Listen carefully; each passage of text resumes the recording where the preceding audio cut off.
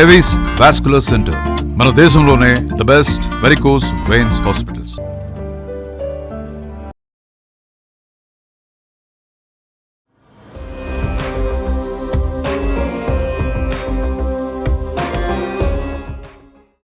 Who am I, నేను ఎవరు అనే ఒక చిన్న ప్రశ్నతో ఆధ్యాత్మిక సాధనలో ఉన్నత స్థితిని పొందడం ఎలా అనేది ఆ రమణ మహర్షి వారు చూపించినటువంటి గొప్ప మార్గం.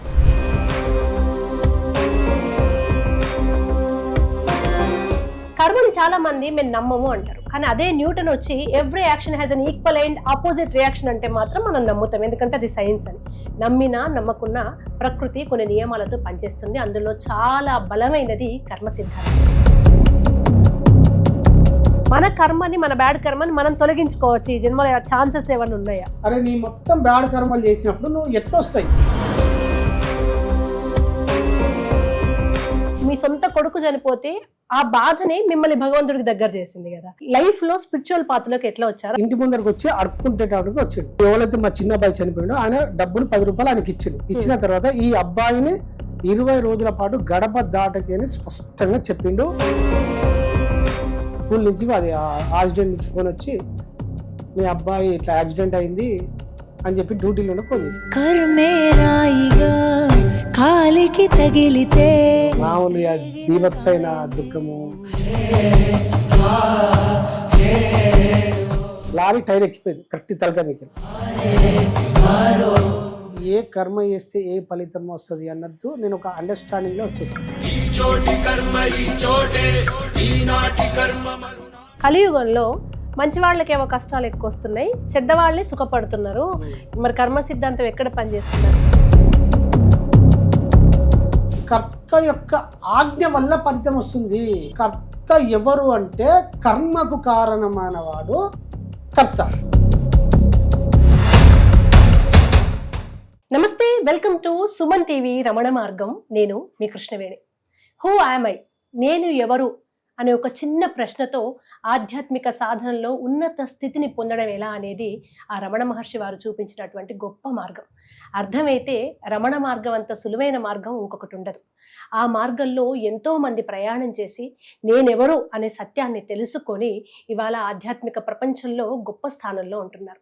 అటువంటి వాళ్ళెందరినో మీకు మన సుమన్ టీవీ రమణ మార్గం ద్వారా పరిచయం చేయబోతున్నాము. అందులో భాగంగా ఇవాళ ఉన్న వ్యక్తి ప్రత్యేకమైన వ్యక్తి. మన రమణ మార్గంలోకి వచ్చినా లేకుంటే కృష్ణ మార్గంలో ఉన్నా ఏ మార్గంలో ఉన్నా భక్తి నవ విధాలు అంటారు. కొంతమంది కర్మయోగం, కొంతమంది భక్తి యోగం, కొంతమంది జ్ఞానయోగం. ఇట్లా కర్మని చాలా మంది మేము నమ్మము అంటారు, కానీ అదే న్యూటన్ వచ్చి every action has an equal and opposite reaction అంటే మాత్రం మనం నమ్ముతాం, ఎందుకంటే అది సైన్స్ అని. నమ్మినా నమ్మకున్నా ప్రకృతి కొన్ని నియమాలతో పనిచేస్తుంది. అందులో చాలా బలమైనది కర్మ సిద్ధాంతం. ఆ కర్మ సిద్ధాంతాన్ని చాలా సులువుగా గ్రామీణ ప్రాంతాల్లో ఉన్న నిరక్షరాస్యులకు కూడా అర్థమయ్యేలాగా వివరిస్తూ తన జన్మకు కారణమైన మార్గంలో నడుస్తున్నారు సంతోష్ బుద్ధాజీ గారు. ఈ రోజు ఉన్నారు, మాట్లాడదాం. నమస్కారం బుద్ధాజీ. నమస్కారం. చాలా చాలా సంతోషం మళ్ళీ మీతో నేను ఇట్లా మాట్లాడడం చాలా రోజుల తర్వాత. చాలా బాగున్నా. మీరు అంటారు కదా, ఒక దుఃఖం నుంచి వైరాగ్యం రావాలి అని. అట్లా మీకు ఒక బాధ జీవితంలో తేరుకోకుండా డిప్రెషన్ లోకి వెళ్ళిపోయి దేవుడే లేడని అనుకుంటారు చిన్న కష్టం వస్తే, నాకు ఇంత కష్టం ఎందుకు ఇచ్చిందని. కానీ మీ సొంత కొడుకు చనిపోతే ఆ బాధని మిమ్మల్ని భగవంతుడికి దగ్గర చేసింది కదా. ఒక్కసారి లైఫ్ లో స్పిరిచువల్ పాత్రలోకి ఎట్లా వచ్చారు? అంతకుముందు ఏం చేసేవారు? తొలుత నాకు అవకాశం ఇచ్చినందుకు మీకు, మీ స్టూడియో సిబ్బందికి ప్రత్యేక కృతజ్ఞతలు. చూస్తున్న ప్రేక్షకులు కూడా ఈ వీడియోలో మీకు చాలా చాలా ఉపదేశ సారంలోని సూక్ష్మాన్ని మీకు అర్థమయ్యే విధంగా నేను వివరిస్తాను.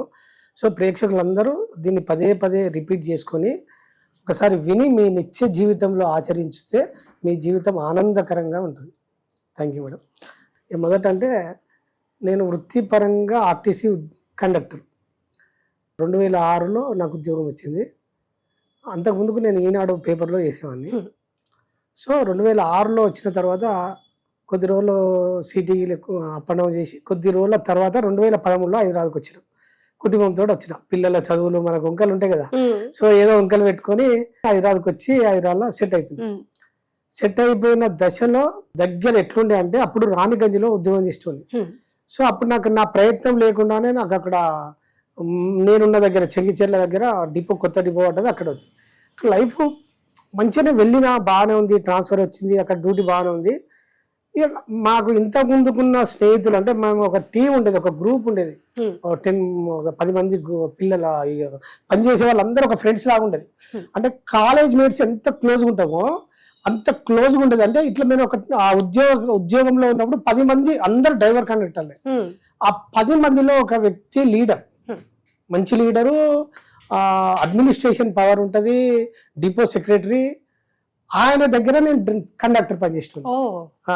సో నేను ఆయన డ్రైవరు, నేను కండక్టర్. సో మా ఇద్దరి మధ్యలో ఒక రిలేషన్ అంటే జర్నీ ఒక 6-7 సంవత్సరాలు జరిగింది. ఆయన యూనియన్ లీడర్ కదా. సో ఆయన త్రూ ఏం జరిగింది అంటే ఒక వ్యక్తి పరిచయం అయ్యి ఆ వ్యక్తి వల్ల డిపోలో ఒక గుర్తింపు పొందింది. యూనియన్ లీడరు 10 మంది గౌరవిస్తారు కదా మేడం. లీడర్ అంటే 10 మంది ఆఫీసర్ల దగ్గర వీళ్ళు ఉంటది, కార్మికుల దగ్గర వీళ్ళు ఉంటది, మధ్యలో ఉంటారు కదా యాజమాన్యానికి కింది మధ్యలో అండర్స్టాండింగ్ ఉంటది. సో ఆయన త్రూ ఏం జరిగింది అంటే అందులో నేను ప్రత్యక్ష సాక్షిని, భాగస్వామిని కూడా ఒక వ్యక్తి పరిచయం అయింది. సో నేను ఇక స్త్రీ పురుషులను పక్క పెడితే ఆ వ్యక్తి ఈయన పరిచయం అయ్యి ఆ వ్యక్తి వల్ల ఒక 2 years, ఒక 1.5 year 2 years ఆ ప్రోగ్రామ్ ఎట్లా జరిగిందంటే నాకు తెలుసు. అది ఈయన త్రూ ఒక 50 మంది నష్టపోయారు. ఏదన్నా డబ్బుకు సంబంధించిన సో ఎట్లా అయిందంటే ఆ వ్యక్తి వచ్చి నేను ట్రాప్ లో పడేసింది. ట్రాప్ లో పడేసినప్పుడు ఈయన ఆ మత్తులో ఉండి ఆ ట్రాన్స్ లో ఉన్నాడు. సో ఆ ట్రాన్స్ లో ఉండడం వల్ల ఈయనను నమ్మి ఈయనకి ఎవరైతే ఉన్నారో ఇప్పుడు ఆయన గురించి ఏం తెలుసు, ఆయన పెద్ద అంటే మోసం చేయాలన్న భావన ఏం లేదు. ఎందుకంటే మనం ఒక 10 సంవత్సరాలు జర్నీ చేసాం కదా. సో ఈయన 10 మందికి మేలు చేస్తున్నామన్న ఉద్దేశంతో ఒక 10 మంది అలా ఇంటర్లింక్ అయి ఉండదు. ఇందులో ఆయన రిలేషన్స్ ఉన్నారు, వేరే వాళ్ళు ఉన్నారు. ఇందులో ఏం జరిగిందంటే ఎవరైతే డబ్బు మోసపోనో వాళ్ళే అందులో చిక్కుకున్నారు, డబ్బు మోసపోనోళ్ళు అందులో చిక్కుకోలే. వాళ్ళకి పోవాలని రాసి పెట్టిన వాళ్ళందరూ వచ్చి చిక్కుకున్నారు. ఇది ఎట్లా జరిగిందంటే ఒక 1 year కొనసాగింది. ఒక 6 నెలలు 2 నెలలు కాదు, కొనసాగింది. ఈయన నమ్మిరు, మాకు డబ్బు వస్తుంది, వీళ్ళు మైండ్ ఊహల్లో ఉంది, ఇక మేము బాగుపడిపోయినాము, మాకు డబ్బులు వచ్చేసినాయి, మేము ఇక ఎక్కడికో వెళ్ళిపోయినాను, వీళ్ళ ఊహలలో వెళ్తున్నారు. అందులో నేను 10 లక్షలు ఇచ్చిన. అంతే ఇప్పుడు స్నేహితుడు మనం 10 లక్షలు ఇచ్చిన తర్వాత ఇది నేను డబ్బులు అడిగినా కొద్దిగా జరిగినా కొద్ది ఈ మధ్యలో కొన్ని జరిగినాయి. అవన్నీ నేను ప్రత్యక్ష సాక్షిని, భాగస్వామిని కదా. సో ఆ డబ్బు లాస్ అయిన తర్వాత మళ్ళీ అంతా ఏం చేసిందంటే ఈయన మోసం చేయలేదు, అక్కడ వేసం మోసం చేయలేదు. ఆ డబ్బు ఎట్లా కరిగిపోయింది ఏం కథ అనేది నేను కళ్ళ నిండా చూసిన. తర్వాత ఏమైందంటే ఆ వచ్చిన వ్యక్తి ఈ వ్యక్తి మీద ఉల్టా కేసు పెట్టి వెళ్ళిపోయింది. ఇప్పుడు డబ్బులు ఈ పర్సన్ దగ్గర లేవు, ఆ పర్సన్ దగ్గర లేవు, వీళ్ళెవరి దగ్గర లేవు, అవి ఖర్చు అయిపోయింది. ఇంచుమించు 1 కోటి పైన 2 కోట్ల దాకా, ఇంచుమించు 1 కోటి పైన అనుకోరు. అందులో అందరూ క్రింది స్థాయిలో పనిచేసేవాళ్ళు. కష్టమే కదా. సో ఒక్కొక్కరు టీ తాగుదామన్నా ఆలోచించేటోళ్ళు, ఒక పూట భోజనం హోటల్లో భోజనం చేద్దామని ఆలోచించేటోళ్ళు కూడా అందులో 5 లక్షలు 6 లక్షలు డబ్బులు ఇచ్చారు. డబ్బులు పోయినప్పుడు ఎట్లుంటది, ఆ ఆటను మొత్తం కళ్ళ నిండా చూసిన. కానీ మనకు అప్పుడు తెలియదు కదా. ఇక మనము అందులో కొట్లాడరా, గొడవలు, సంఘర్షణ, అందరు కలిసి మళ్ళీ ఆయన మీద తిరగడము, ఆయన చేతులు ఎత్తేయడం, ఇదంతా జరిగింది. సో ఈ ప్రాసెస్ లో అది జరిగిపోయింది. ఆ కర్మ ఎన్ని రోజులు అవుతుందో అంతసేపు లైవ్ లో ఉంచిన తర్వాత ఒక్కొక్కరు డిటాచ్ అయిపోయారు మొత్తం. అంటే ఏం చేసిందంటే ఆ పర్సన్ కేసు పెట్టేసరికి ఈయన జైలుకి వెళ్ళిపోయాడు. ఈయన జైలుకి వెళ్ళిపోయిన తర్వాత ఆ మచ్చ మాకేడ అంటుకుంటుందో అని ఒక్కొక్కరు మొత్తం కనెక్షన్ డిటాచ్ అయిపోయింది. ఎక్కడో అక్కడ అయిపోయింది, కొత్త అది క్లోజ్ అయిపోయింది. ఆ ప్రాజెక్ట్ క్లోజ్ అయిపోయింది, అది కార్యమే పూర్తి అయిపోయింది. ఎవరు డబ్బు ఈయన అడగకుండా లేదు, అడిగితే ఇచ్చే పొజిషన్ లేదు, అంత గందరగోళం అయిపోయింది. అయిపోయిన తర్వాత కొద్ది రోజులు మానసికంగా ఇబ్బంది అయినా మళ్ళీ రికవరీ చేసుకుని సరే డబ్బే కదా అని చెప్పి మనకుంత కొంత ల్యాండ్ ఉంటే అమ్ముకొని వాళ్ళకి ఇచ్చేసుకొని మళ్ళీ నార్మల్కి వచ్చేసిన. వచ్చిన తర్వాత సరిగ్గా ఇక మన దరిద్రం వెళ్ళిపోయటం భగవంతుడు దెబ్బ బగ్గలంగా కొడుతుంటారు. సరిగ్గా అయిపోయింది. మళ్ళీ నార్మల్ వచ్చినాక మా అబ్బాయి మేడం, మా చిన్న కొడుకు, 2 అబ్బాయిలు ఇక్కడనే ఉప్పల్లో ఉండేటోని, అప్సిగూడ భాష్యం స్కూల్లో మా 2 అబ్బాయిలు స్కూల్లో. సో నేను ఉండే కానించి 3 కిలోమీటర్ల స్కూల్, అంతే 2.5-3 kilometers లోపల. మా ఇంటి నుంచి మన సర్వే ఆఫ్ ఇండియా స్కూల్ ఉంటుంది కదా, ఆ నుంచి రోడ్ ఎక్కితే జస్ట్ 1 kilometer అయితే స్కూల్. సో ఆ సంఘటన జరగకపోయే ముందు ఒక 20 రోజుల ముందు పకీర్ ఉంటుంది కదా. సో ఆ పకీర్ వచ్చిండు ఏంటంటే ఇంటి ముందరకు వచ్చి అడుక్కుంటేటప్పటికి వచ్చిండు. వచ్చిన తర్వాత మా ఇంట్లో మా పేరెంట్స్ ఉన్నారు, మా సిస్టర్ ఉంది, మా సిస్టర్ పిల్లలు ఉన్నారు, మా మేనగోడలు, మా మారి ఉన్నారు. నేను డ్యూటీకి వెళ్ళిపోయాను. ఆయన ఏం చెప్పిందంటే ఎవరైతే మా చిన్న అబ్బాయి చనిపోయిండో ఆయన డబ్బులు 10 రూపాయలు ఆయనకి ఇచ్చిండు. ఇచ్చిన తర్వాత ఈ అబ్బాయిని 20 రోజుల పాటు గడప దాటకి అని స్పష్టంగా చెప్పిండు.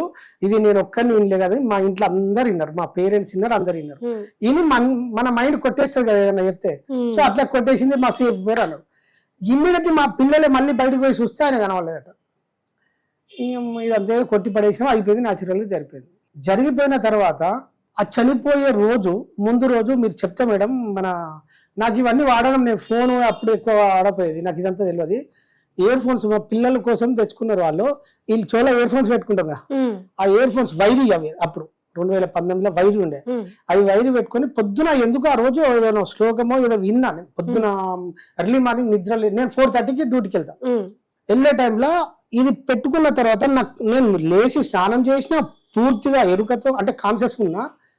సో ఇందులో ఉన్న ఒక వైరు నా కళ్ళ ముందు పూర్తిగా తెగిపోయింది. తెగిపోయింది. నేను క్లారిటీగా చూసాను మేడం, క్లారిటీగా చూసినా తెగిపోయి ఉన్నది.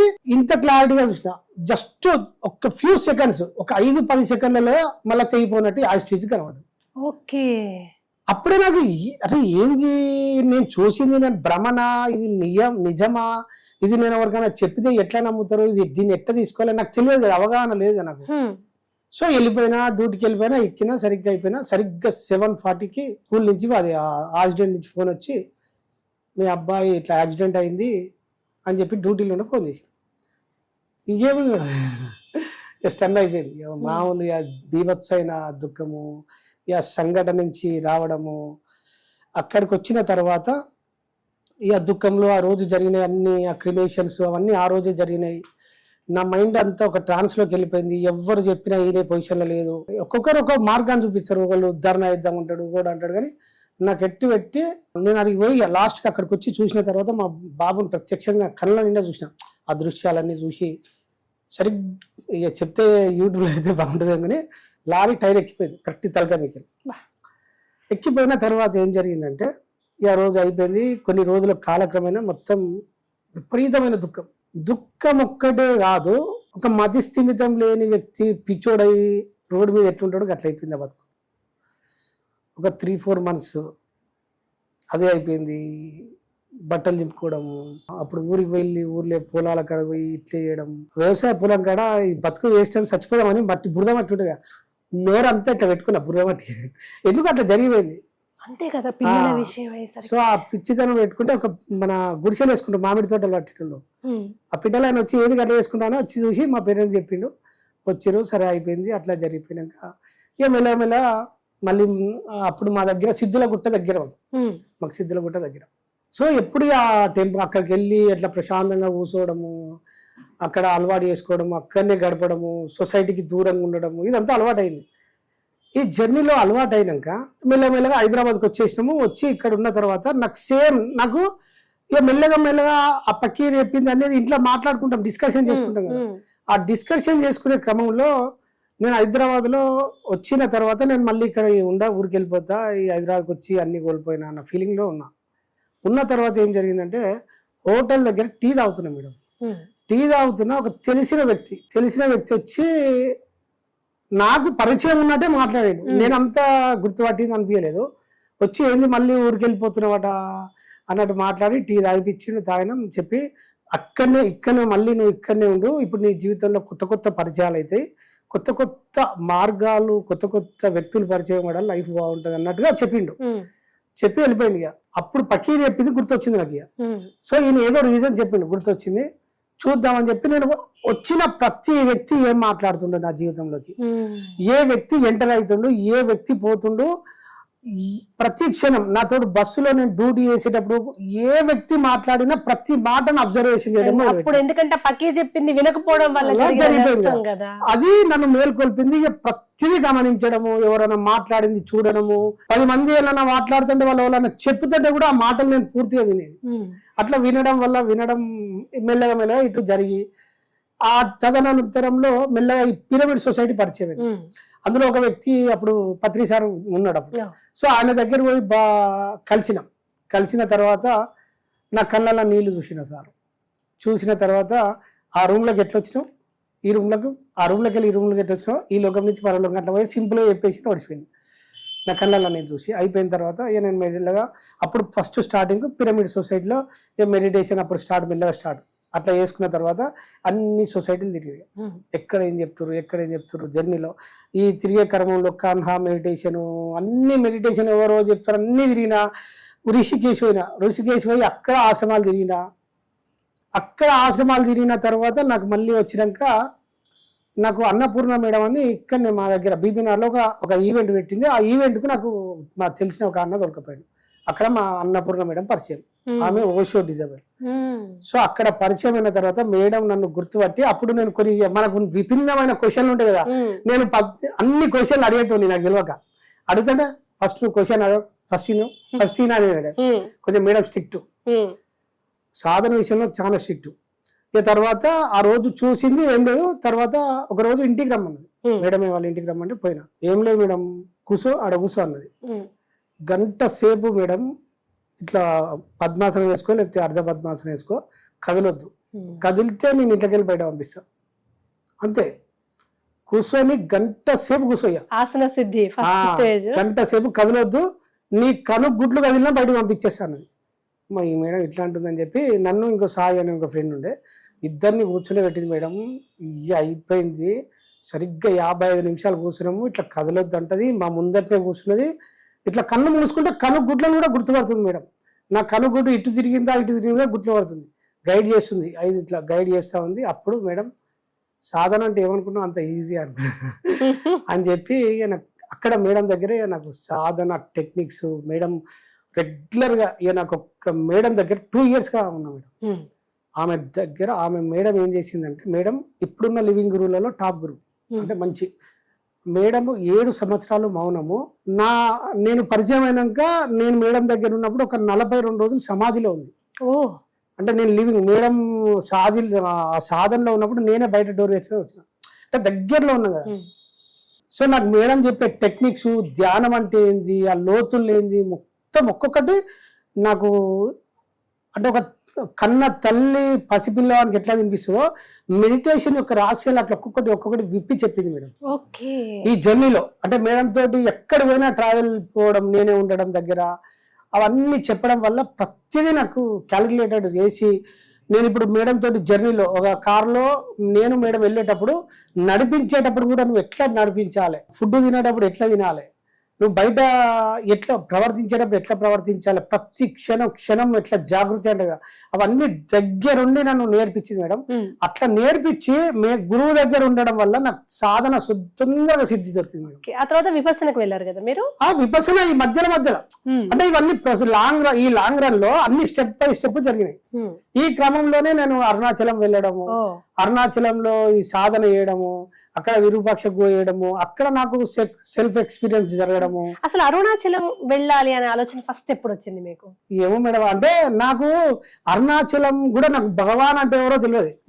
ఒక రోజు ఏమైందంటే మా గురు అన్నపూర్ణ మేడం ఎవరో అంటే ఇక్కడ సత్కారం వాళ్ళు ఇక్కడ క్లాసు ఒక ఈవెంట్ ఉంటే పోయినప్పుడు ఆ ఈవెంట్ లో భగవాన్ ఫోటో వాళ్ళు గిఫ్ట్ ఇచ్చారు మేడంకు. ఆ ఈవెంట్ వచ్చినప్పుడు మేడం సికింద్రాబాద్ రైల్వే స్టేషన్ దిగేటప్పుడు నేనే పికప్ చేసుకోవడానికి వెళ్ళిన. వచ్చినప్పుడు సరిగ్గా మా ఇంటికి వచ్చినాము. మేడం ఆ డైరెక్ట్ వాళ్ళు ఇచ్చిన ఆ ఫోటోను తీసుకొచ్చి మా ఇంట్లో తీసుకొచ్చి గోడ తగిలిచ్చింది. డైరెక్ట్ వచ్చి తలిగించింది. అప్పుడు ఎవరు మేడం అంటే ఇట్లా రమణ మహర్షి అని చెప్పింది. చెప్పిన తర్వాత ఒక నెల లోపలనే నాకు ఆ పరిస్థితులు ఏర్పడే, ఫ్రెండ్స్ ఒక 4 పరిచయం అయింది. పోయేద్దాం. అప్పుడు ఇక సెర్చ్ జరిగింది. నాకు ఒక రోజు డ్రీమ్ లో కనబడ్డాడు. ఆయన ఫోటో కనబడుతుంది కదా, నాకు ఇమాజినేషన్ ఉంది, నా ఊహన భ్రమణ నాకు తెలియదు, కానీ డ్రీమ్ లో కనబడని ఒక నెల లోపలనే పోయింది మేడం. ఆ పోయే జర్నీలో మీరు చెప్తారు, మీరు నమ్మరు, నాతోటి ఒక 6 ఉన్నారు ఆ రోజు ఫ్రెండ్స్. ఈ రోజు ట్రైన్ ఎక్కితే రేపు మధ్యాహ్నం ట్రైన్ దిగాలి. మా దగ్గర ఏం లేదు.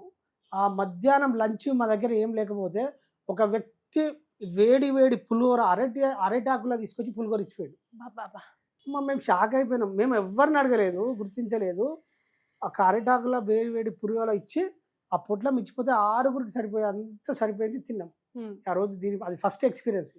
ఆ రోజు గిరి ప్రదక్షిణ చేసినప్పుడు అక్కడ చుట్టూ ఉంటారు కదా, ఇక మనకు అక్కడ నాకు అర్థమైంది ఏంటంటే ఓకే ఇక్కడ మనకి ఏదో అవసరం ఉంది అని గుర్తించి ఆ సేవను అవన్నీ గుర్తించిన తర్వాత ఇక మెడిటేషన్ సాధన అసలు నా లోపల ఏంది, ఎవరు ఏంటిది ఎవరు నడిపిస్తారు లైఫ్ అంటే ఏంది, ఇట్లే ఉన్నా మేడం. లోపల ఒక తీవ్రమైన సంఘర్షణ ఉండే. ఆ సంఘర్షణ అంటే ఇక చచ్చిపోయేంత పిచ్చి ఉండే, దిక్కు లేదు అన్నట్టుండే. ఆ క్రమంలో మెల్లగా నాకు లోపల నుంచి స్పృహించడము, ప్రతి ఒక్కటి అవగాహన రావడము, నాకు తెలుస్తుంటుంది, అన్నీ తెలుస్తుంది, ఏది ఎలా పనిచేస్తుంది, రేపు ఏం చేయాలి అనేది ఆ తెలుస్తున్న క్రమంలో కర్మ మీద సుదీర్ఘ అవగాహన వచ్చినప్పుడు అక్కడ ఉన్న బుక్స్ మెల్లగా ప్రాక్టీస్ చేసిన. నా బుక్స్ ఎక్కువ ఏం చదవలేదు. ఉపదేశ సారం బుక్ అక్కడనే ఫస్ట్ టైం అది పరిచయం. ఆ ఉపదేశ సారం బుక్లోనే తీసుకొచ్చి ఫస్ట్ 2-3 శ్లోకాలు చదివంగానే మెల్లగా అప్పుడు అర్థం కాలే, ఎన్నిసార్లు అయినా అర్థం కాలే. చూసిన తర్వాత మళ్ళీ వచ్చిన తర్వాత ఇంటికి వచ్చిన ఒక 100 రోజులు కంప్లీట్ మౌనం మేడం. భగవద్గీతను ఇది కొంచెం అర్థమవుతలేదు. భగవద్గీత నా దగ్గర కొంచెం వేరేది, పత్రిసార్ రాసిన గీత అనేది అందరికి అర్థమయ్యేటట్టు ఉంటుంది. అది బుక్ 600 ఉంటుంది కానీ చాలా ఈజీగా అర్థమవుతుంది. సో నేను భగవద్గీత 100 శ్లోకాలు తీసుకొని రోజుకొక శ్లోకము 10 సార్లు రాయాలి, చదవాలి. ఇట్లా 100 రోజులు బయటికి వెళ్ళొద్దు, పరిచయం కావద్దు, ఇట్లా డీప్ నిర్ణయం తీసుకొని అందులో డిస్కస్ చేసుకొని మొత్తం కూర్చొని చదవడము, రాయడము, నేర్చుకోవడం. ఇట్లా ఒక్కొక్క శ్లోకం 20 సార్లు 30 సార్లు చదవడం నేర్చుకున్నాం. ఆ ఒక్కొక్కసారి చదివినప్పుడు 10 సార్లకు ఒకసారి అర్థమయ్యేది, 20 సార్లకు ఒకసారి అర్థమయ్యేది. అట్లా చదివి ఒక 100 శ్లోకాలు నేర్చుకున్న తర్వాత నాకు కర్మయోగం ఈ ఉపదేశ సారం అర్థమైంది. అంతవరదాకా నాకు అసలు ఈ ఒక్క శ్లోకం చదివితే నాకు ఏం అర్థం కాలేదు. అప్పుడు నాకు ఇది అర్థమైన తర్వాత కర్మ ఎలా నడిపిస్తుంది, మనిషికి ఎలా ఫలితాలు ఎట్లొస్తాయని అండర్స్టాండింగ్ చేసుకున్న తర్వాత ఇది నేను చెప్తే ఎవడు నమ్మడు, ఈ బుర్రలకు ఎక్కాయి. నన్ను పిచ్చోడు అంటారు.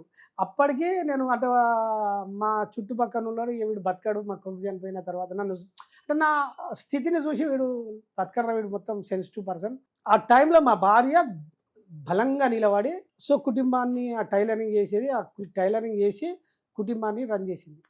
సో ఆ టైంలో ఎవరు లేరు, అందరూ వదిలేసారు.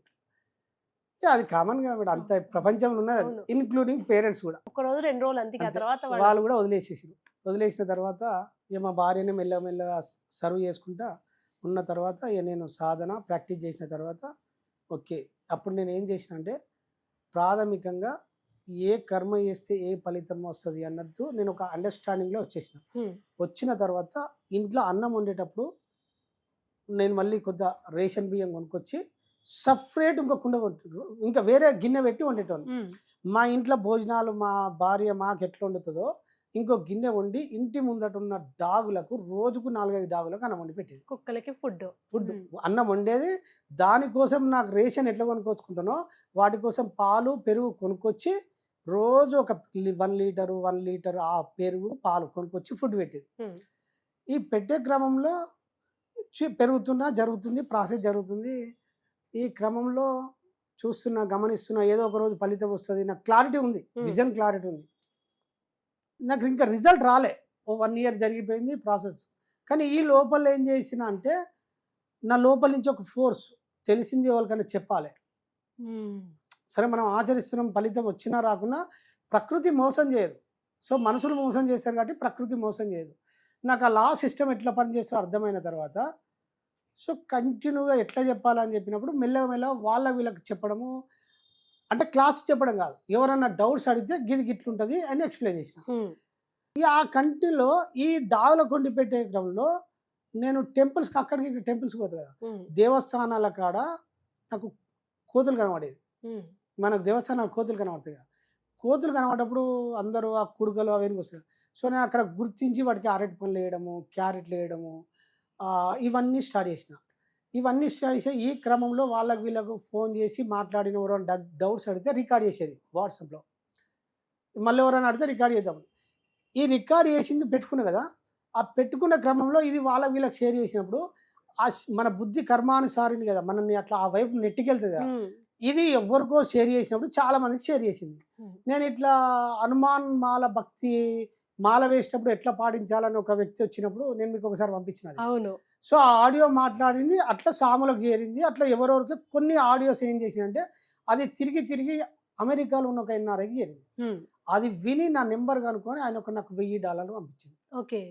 ఇది ఎట్లా పాసిబుల్ అనిపిస్తుంది మేడం. అవును కదా. అసలు మన జీవితంలో ₹10 ఒక వ్యక్తి ఇయ్యని వ్యక్తి హఠాత్తుగా $1000 అంటే అప్పుడు $84,000 పంపించిన సార్. మళ్ళీ ఆయన ఫోన్ చేసి ఏమన్నాడు, ఏం అడగలే, సంతోష్ గారు మీ అకౌంట్ డీటెయిల్స్ ఇవ్వండి అన్నాడు. ఫోన్ చేస్తే సార్ మీరు ఏంటిది, ఏం చేస్తారు, ఏం కథ ఏదన్నా అడగాలి కదా. ఆయన ఫోన్ చేసి ఏమనలే, జస్ట్ మీ అకౌంట్ డీటెయిల్స్ అన్నాడు. అడిగింది కదా సరే అని చెప్పి ఇచ్చేసినాం. ఇచ్చాకనే 5,000 10,000 వేస్తావు పంపిస్తాడేమో అనుకున్నా.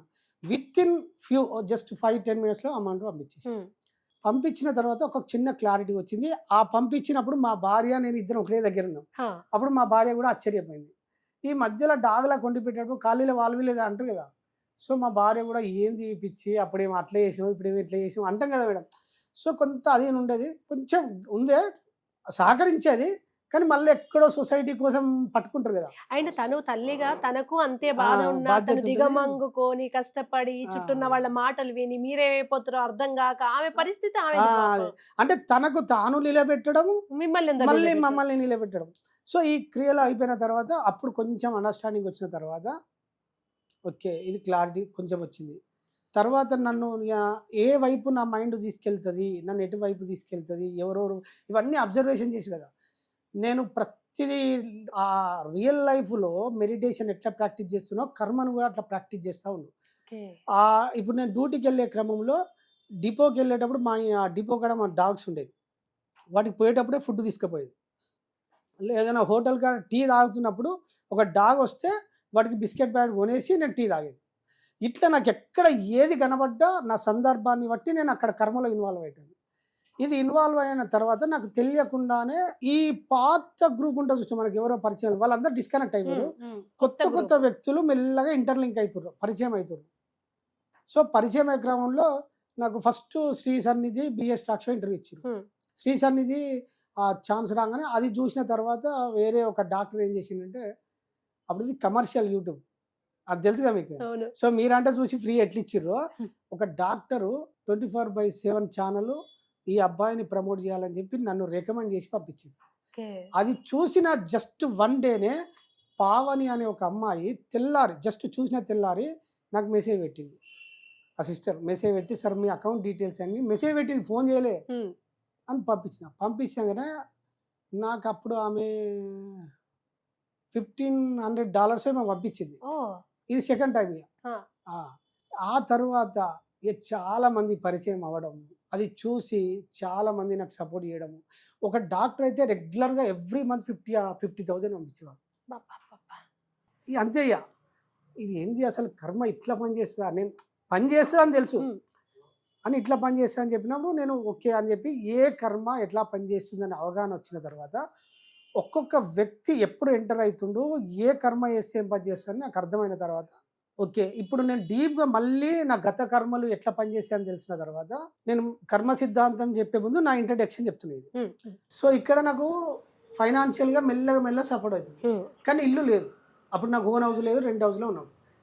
ఒక కాంట్రాక్టరు జస్ట్ చూసి మీరు రెంట్ కట్టుకున్నాను 20,000 పంపించినాడు. నేను రెంట్కున్న విషయం ఆయనకు తెలియదు, రెంట్ ఎంతనో ఆయనకు తెలియదు. డైరెక్ట్ డబ్బులు 20,000 పంపి మీరు రెంట్ కట్టుకోవడం అనేది నాకు విచిత్రం అనిపించింది. ఇది లైవ్ ప్రాక్టీస్లో మా మిసెస్ మా అబ్బాయి వీళ్ళందరూ ప్రత్యక్షంగా చూస్తున్నారు, రోజు జరుగుతున్న సన్నివేశాలన్నీ గమనిస్తున్నారు.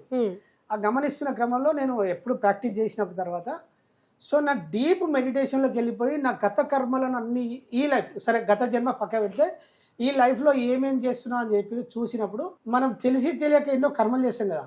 అప్పుడు నాకు బిఫోర్ అంటే 20 years బ్యాక్ వ్యవసాయ తల్లిదండ్రులు వ్యవసాయ కుటుంబము అక్కడ చేసేటప్పుడు వ్యవసాయ పొలాలు అక్కడ మొక్కజొన్న కంకులు కాల్చుకోవడము, సీతాఫలాలు కాల్చుకోవడము అవన్నీ ఉంటాయి కదా. సో ఆ క్రమంలో చెట్ల మీద గూళ్ళు ఉంటాయి, మనం ఇది అంటు పెట్టడానికి ఆ గూళ్ళు తీసుకొచ్చి ఆ చెట్లు గూడు పెట్టుకుంటాయి కదా.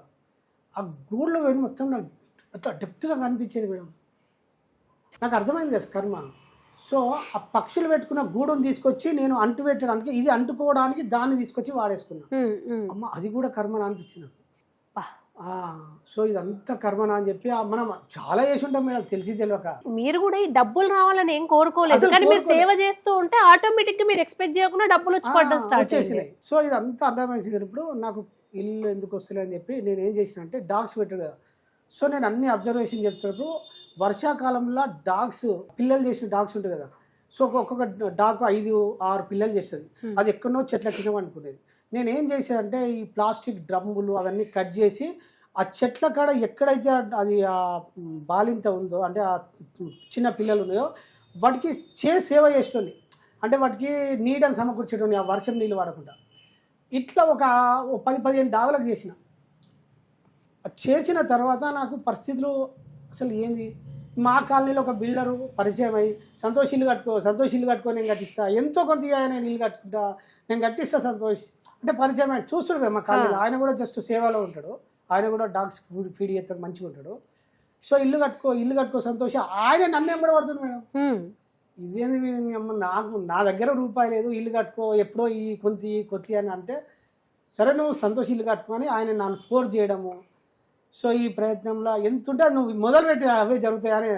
సో ఈ క్రమంలో నాకు మెల్లగా ఇవన్నీ జరిగినాయి కదా మేడం. సో అని ఆ ప్రాసెస్లో నన్ను ఎంత ఇస్తే అంత తీసుకొని నాకు ఇల్లు కట్టించింది. సో ఈ క్రమంలో నాకు ఏదేది కావాలో అన్నీ అట్లా జరిగిపోయినాయి మేడం. నాకు కావాల్సినవన్నీ సమకూర్చిపోయినాయి. నాకు ఇంకా క్లారిటీ వచ్చిన తర్వాత, ఇవన్నీ వచ్చిన తర్వాత ఈ లైఫ్ కొనసాగుతా ఉంది. మీరు కర్మ సిద్ధాంతాన్ని బాగా స్ట్రాంగ్ గా మీరు స్ప్రెడ్ చేస్తున్నారు కదా. ఇప్పుడు అందరిలో ఉన్న డౌట్ ఏంటంటే, కలియుగంలో మంచి వాళ్ళకేమో కష్టాలు ఎక్కువ వస్తున్నాయి, చెడ్డవాళ్ళే సుఖపడుతున్నారు, మరి కర్మ సిద్ధాంతం ఎక్కడ పనిచేస్తుంది అనేది చాలా మంది బాధపడే విషయం కదా. దానికి కర్మ సిద్ధాంతం ప్రకారం ఏం చెప్తారు? ఇది మనం కర్మ గురించి చాలా లోతుల్లోకి వెళ్ళి పరిశీలించాలి మేడం. ఇది ఉత్తగా ఏదో గుడ్డిగా మనం సొసైటీలో మాట్లాడుకున్నట్టు అర్థం కాదు. సో ఇక్కడ నేను తెలుసుకున్న తర్వాత నాకు భగవాన్ ఏమి స్పృహింపజేసిందంటే, ఆయన ఫస్ట్ ఉపదేశ సారంలో 3 శ్లోకాలు ఇస్తే మొదటి శ్లోకంలోనే కర్తాజ్ఞయే ప్రాప్యత ఫలం అని ఇచ్చిండు. సో దీని అర్థం ఏమైంది, అర్థం ఏంటంటే కర్త యొక్క ఆజ్ఞ వల్ల ఫలితం వస్తుంది. సో నేను ఏమనుకున్నా అంటే నా కర్మ నడిపిస్తుంది, నా కర్మ వల్ల ఫలితం వస్తుందని నేను ఎక్స్పెక్ట్ చేస్తున్నా. కానీ ఇక్కడ భగవాన్ ఏం చెప్తుండు, ఈ సమస్త సృష్టిలో శ్రీకృష్ణుని తర్వాత అంతటి జగద్గురువులను అంటే భగవాన్. సో నాకు అక్కడ అర్థమైంది ఏంటంటే, నీ కర్మ ఫలితం ఇస్తలేదు, కర్మ ఒక జడము, అంటే కర్త ఆజ్ఞయే ప్రాప్యతే ఫలము, కర్మ కింపరం కర్మ తజ్జడం అన్నాడు. అంటే కర్మ ఒక జడము, కర్మ సొంతంగా ఫలితాన్ని ఇవ్వదు, కర్త యొక్క ఆజ్ఞ ద్వారా నీకు ఫలితం వస్తుంది అని చెప్పిండు. ఈ ఆజ్ఞ అంటే ఏంది మేడం. సో ఇదంతా నేను సాధన ఈ జర్నీలో ఇది అంటే డ్యూయల్గా నేను మెడిటేషను ఈ సర్వ. సో ఈ కర్త ఎవరు అన్నప్పుడు, కర్త ఎవరు అంటే కర్మకు కారణమైనవాడు కర్త. అంటే కర్త అంటే మన దృష్టిలో యజమాని. ఇప్పుడు మనకు ఫలితం ఎవరిస్తారు అంటే యజమాని. నేను ఒక ఉద్యోగం ఒక కంపెనీలో పనిచేసినప్పుడు నాకు కర్మ బలాన్ని ఎవరిస్తారు అంటే ఆ కంపెనీ యాజమాన్యం ఫలితం ఇస్తారు. మరి ఇక్కడ కంపెనీ కర్త ఏమంటాడు, కర్త ఫలితాన్ని ఇస్తలేడు అని చెప్తున్నాడు భగవాన్. కర్త యొక్క ఆజ్ఞ వల్ల ఫలితం వస్తుంది అని చెప్తున్నాడు. కర్త యొక్క ఆజ్ఞ వల్ల ఫలితం వస్తుంది అంటాడు. మరి నాకు జీతం ఇచ్చేది యాజమాన్యం కదా. మరి యాజమాన్యం జీతం ఇచ్చినప్పుడు మళ్ళీ ఆ ఫలితాన్ని యాజమాన్యకి ఎందుకు చెప్తలేడు భగవాన్? డౌట్ వస్తుంది కదా మేడం. నేను మీకు ఒక రాసి పంపించిన స్టోరీ. సో ఈ డౌట్స్ వచ్చినప్పుడు ఈ కర్త నాకు పని ఇచ్చిండు, పని వల్ల ఫలాన్ని అందజేస్తుండు, మరి ఫలితాన్ని ఎవరు నిర్ణయిస్తున్నారు అంటే కర్త ఆజ్ఞ అని చెప్తుండు భగవాన్. ఈ ఆజ్ఞ ఏంటిది అన్నప్పుడు మళ్ళీ ఈ ఆజ్ఞ ఎట్లా పనిచేస్తుంది ఏం కథ, మళ్ళీ మనం డీప్గా అంతర్ప్రయాణంలో వెళ్ళినప్పుడు మనకు లోపల నుంచి ఎట్లా స్పృహిస్తుందో అంత ఎట్లా దర్శనం అవుతుందో. నేను ఉద్యోగం ఎప్పుడైతే చేస్తున్నానో, నా ఉద్యోగం చేస్తున్నప్పుడు నా ఉద్యోగంలో ఉన్న వ్యవస్థలన్నీ నాకు స్పృహింపజేసేది.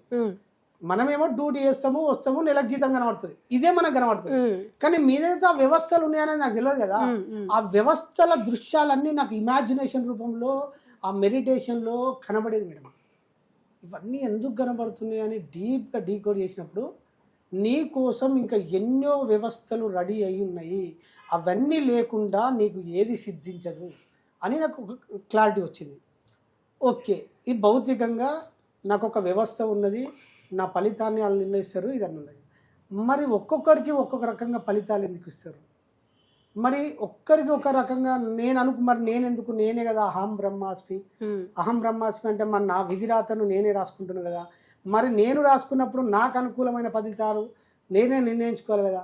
ఇవన్నీ ఎన్నో ప్రశ్నలు చిక్కుముళ్ళు వచ్చినప్పుడు ఇది డీకోడ్ చేసినప్పుడు నాకు ప్రకృతి నియమాలు ఎట్లా పనిచేస్తాయో అర్థమైంది మేడం. ఓకే, ప్రకృతి నియమాలు ఎట్లా పనిచేస్తున్నప్పుడు ఇప్పుడు మీకు ఇది లోతులోకి వెళ్ళి అర్థమయ్యేటట్టు చెప్తా.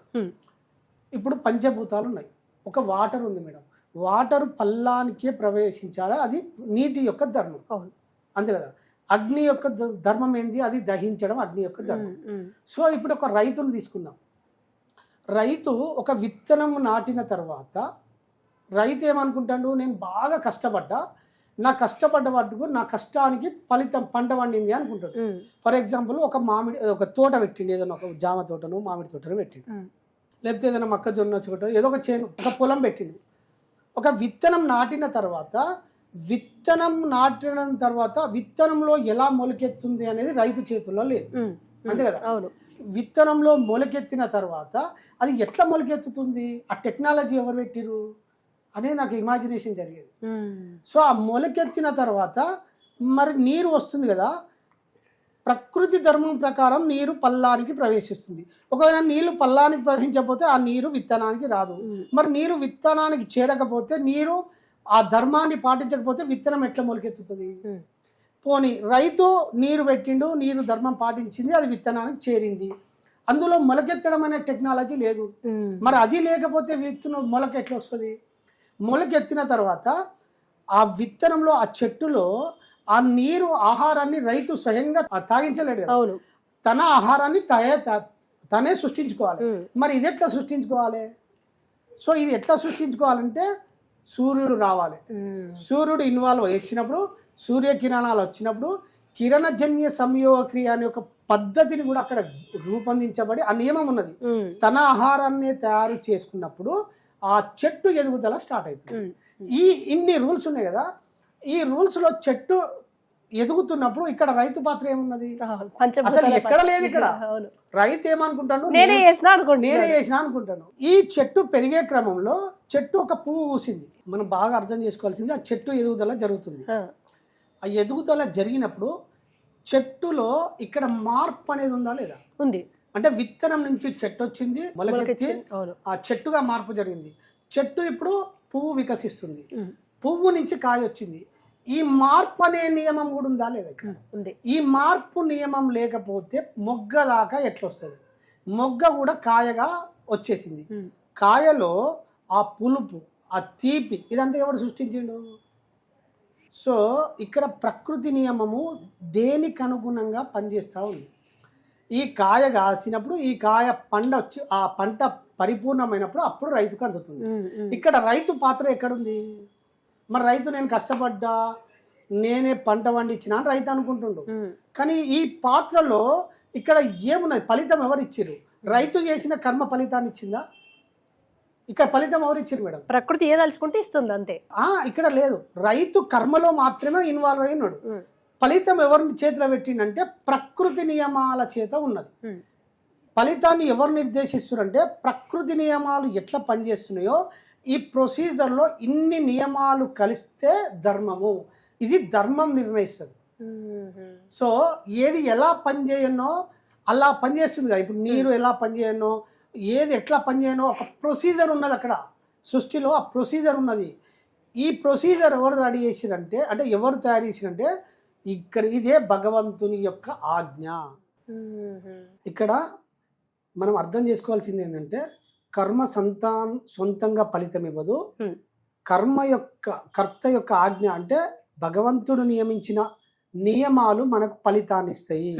సో మనము తెలిసి తెలియక చేసిన కర్మల వల్ల సో ఫలితాలు మనము అనుకుంటున్నాం మన కర్మ నిర్ణయిస్తుంది, కర్మ కూడా నిర్ణయిస్తలేదు. సో భగవంతుడు సృష్టించిన ఎన్నో నియమాలు ఈ ప్రొసీజర్ అంతా ఇలా ఇన్వాల్వ్ అయి ఉన్నాయి ఒక ఫలితం మన జీవితంలోకి రావడానికి. సో ఇన్ని నియమాలు ఉంటేనే ఒక ఫలితం మన జీవితంలోకి వస్తుంది. సో ఇప్పుడు మీరు అడిగిన ప్రశ్న ఏంటంటే మంచి వాళ్ళకు కష్టాలు ఎక్కువ వస్తాయి, చెడ్డ వాళ్ళు బాగుంటారు. బాగుంటుంది. దీనికి మీకు లాంగ్ రన్ అంటే మంచి సొల్యూషన్ రావాలంటే నేను డెప్త్గా స్లోగా తీసుకెళ్ళి లాస్ట్ మీకు అర్థమవుతుంది. సో ఇక్కడ ఈ కర్మ యొక్క ఫలితము భగవంతుడు ఇచ్చే క్రమంలో కర్మను సూక్ష్మంగా అర్థం చేసుకుంటే ఎవరి కర్మకు వాళ్ళే వాస్తవము, ఎవరి కర్మకు వాళ్ళ ఎవరి జీవన విధానానికి వారే కారణం అనేది స్పష్టం అర్థమవుతుంది. సో ఇప్పుడు లాస్ట్ లో ఇప్పుడు మీకు ఒక చిన్న స్టోరీ చెప్తాం మేడం. ఇప్పుడు మీరు అన్న స్టోరీకి ఫలితాన్ని ఇస్తలేదు కదా, ఇచ్చే క్రమంలో పూర్వము ఒక సావుకారు దగ్గర ఒక భిక్షాటన చేసుకునే ఒక వ్యక్తి ఉన్నాడు. రోజు ఆ సావుకారు దగ్గర భిక్షాటన చేసుకొని ఆ వచ్చిన భిక్ష వల్ల ఆయన తీసుకున్న భిక్ష ఆయన తీసుకునేది భిక్ష కొంత తిని ఇంకా కొంత వేరే వాళ్ళకి దానం చేసేవాడు.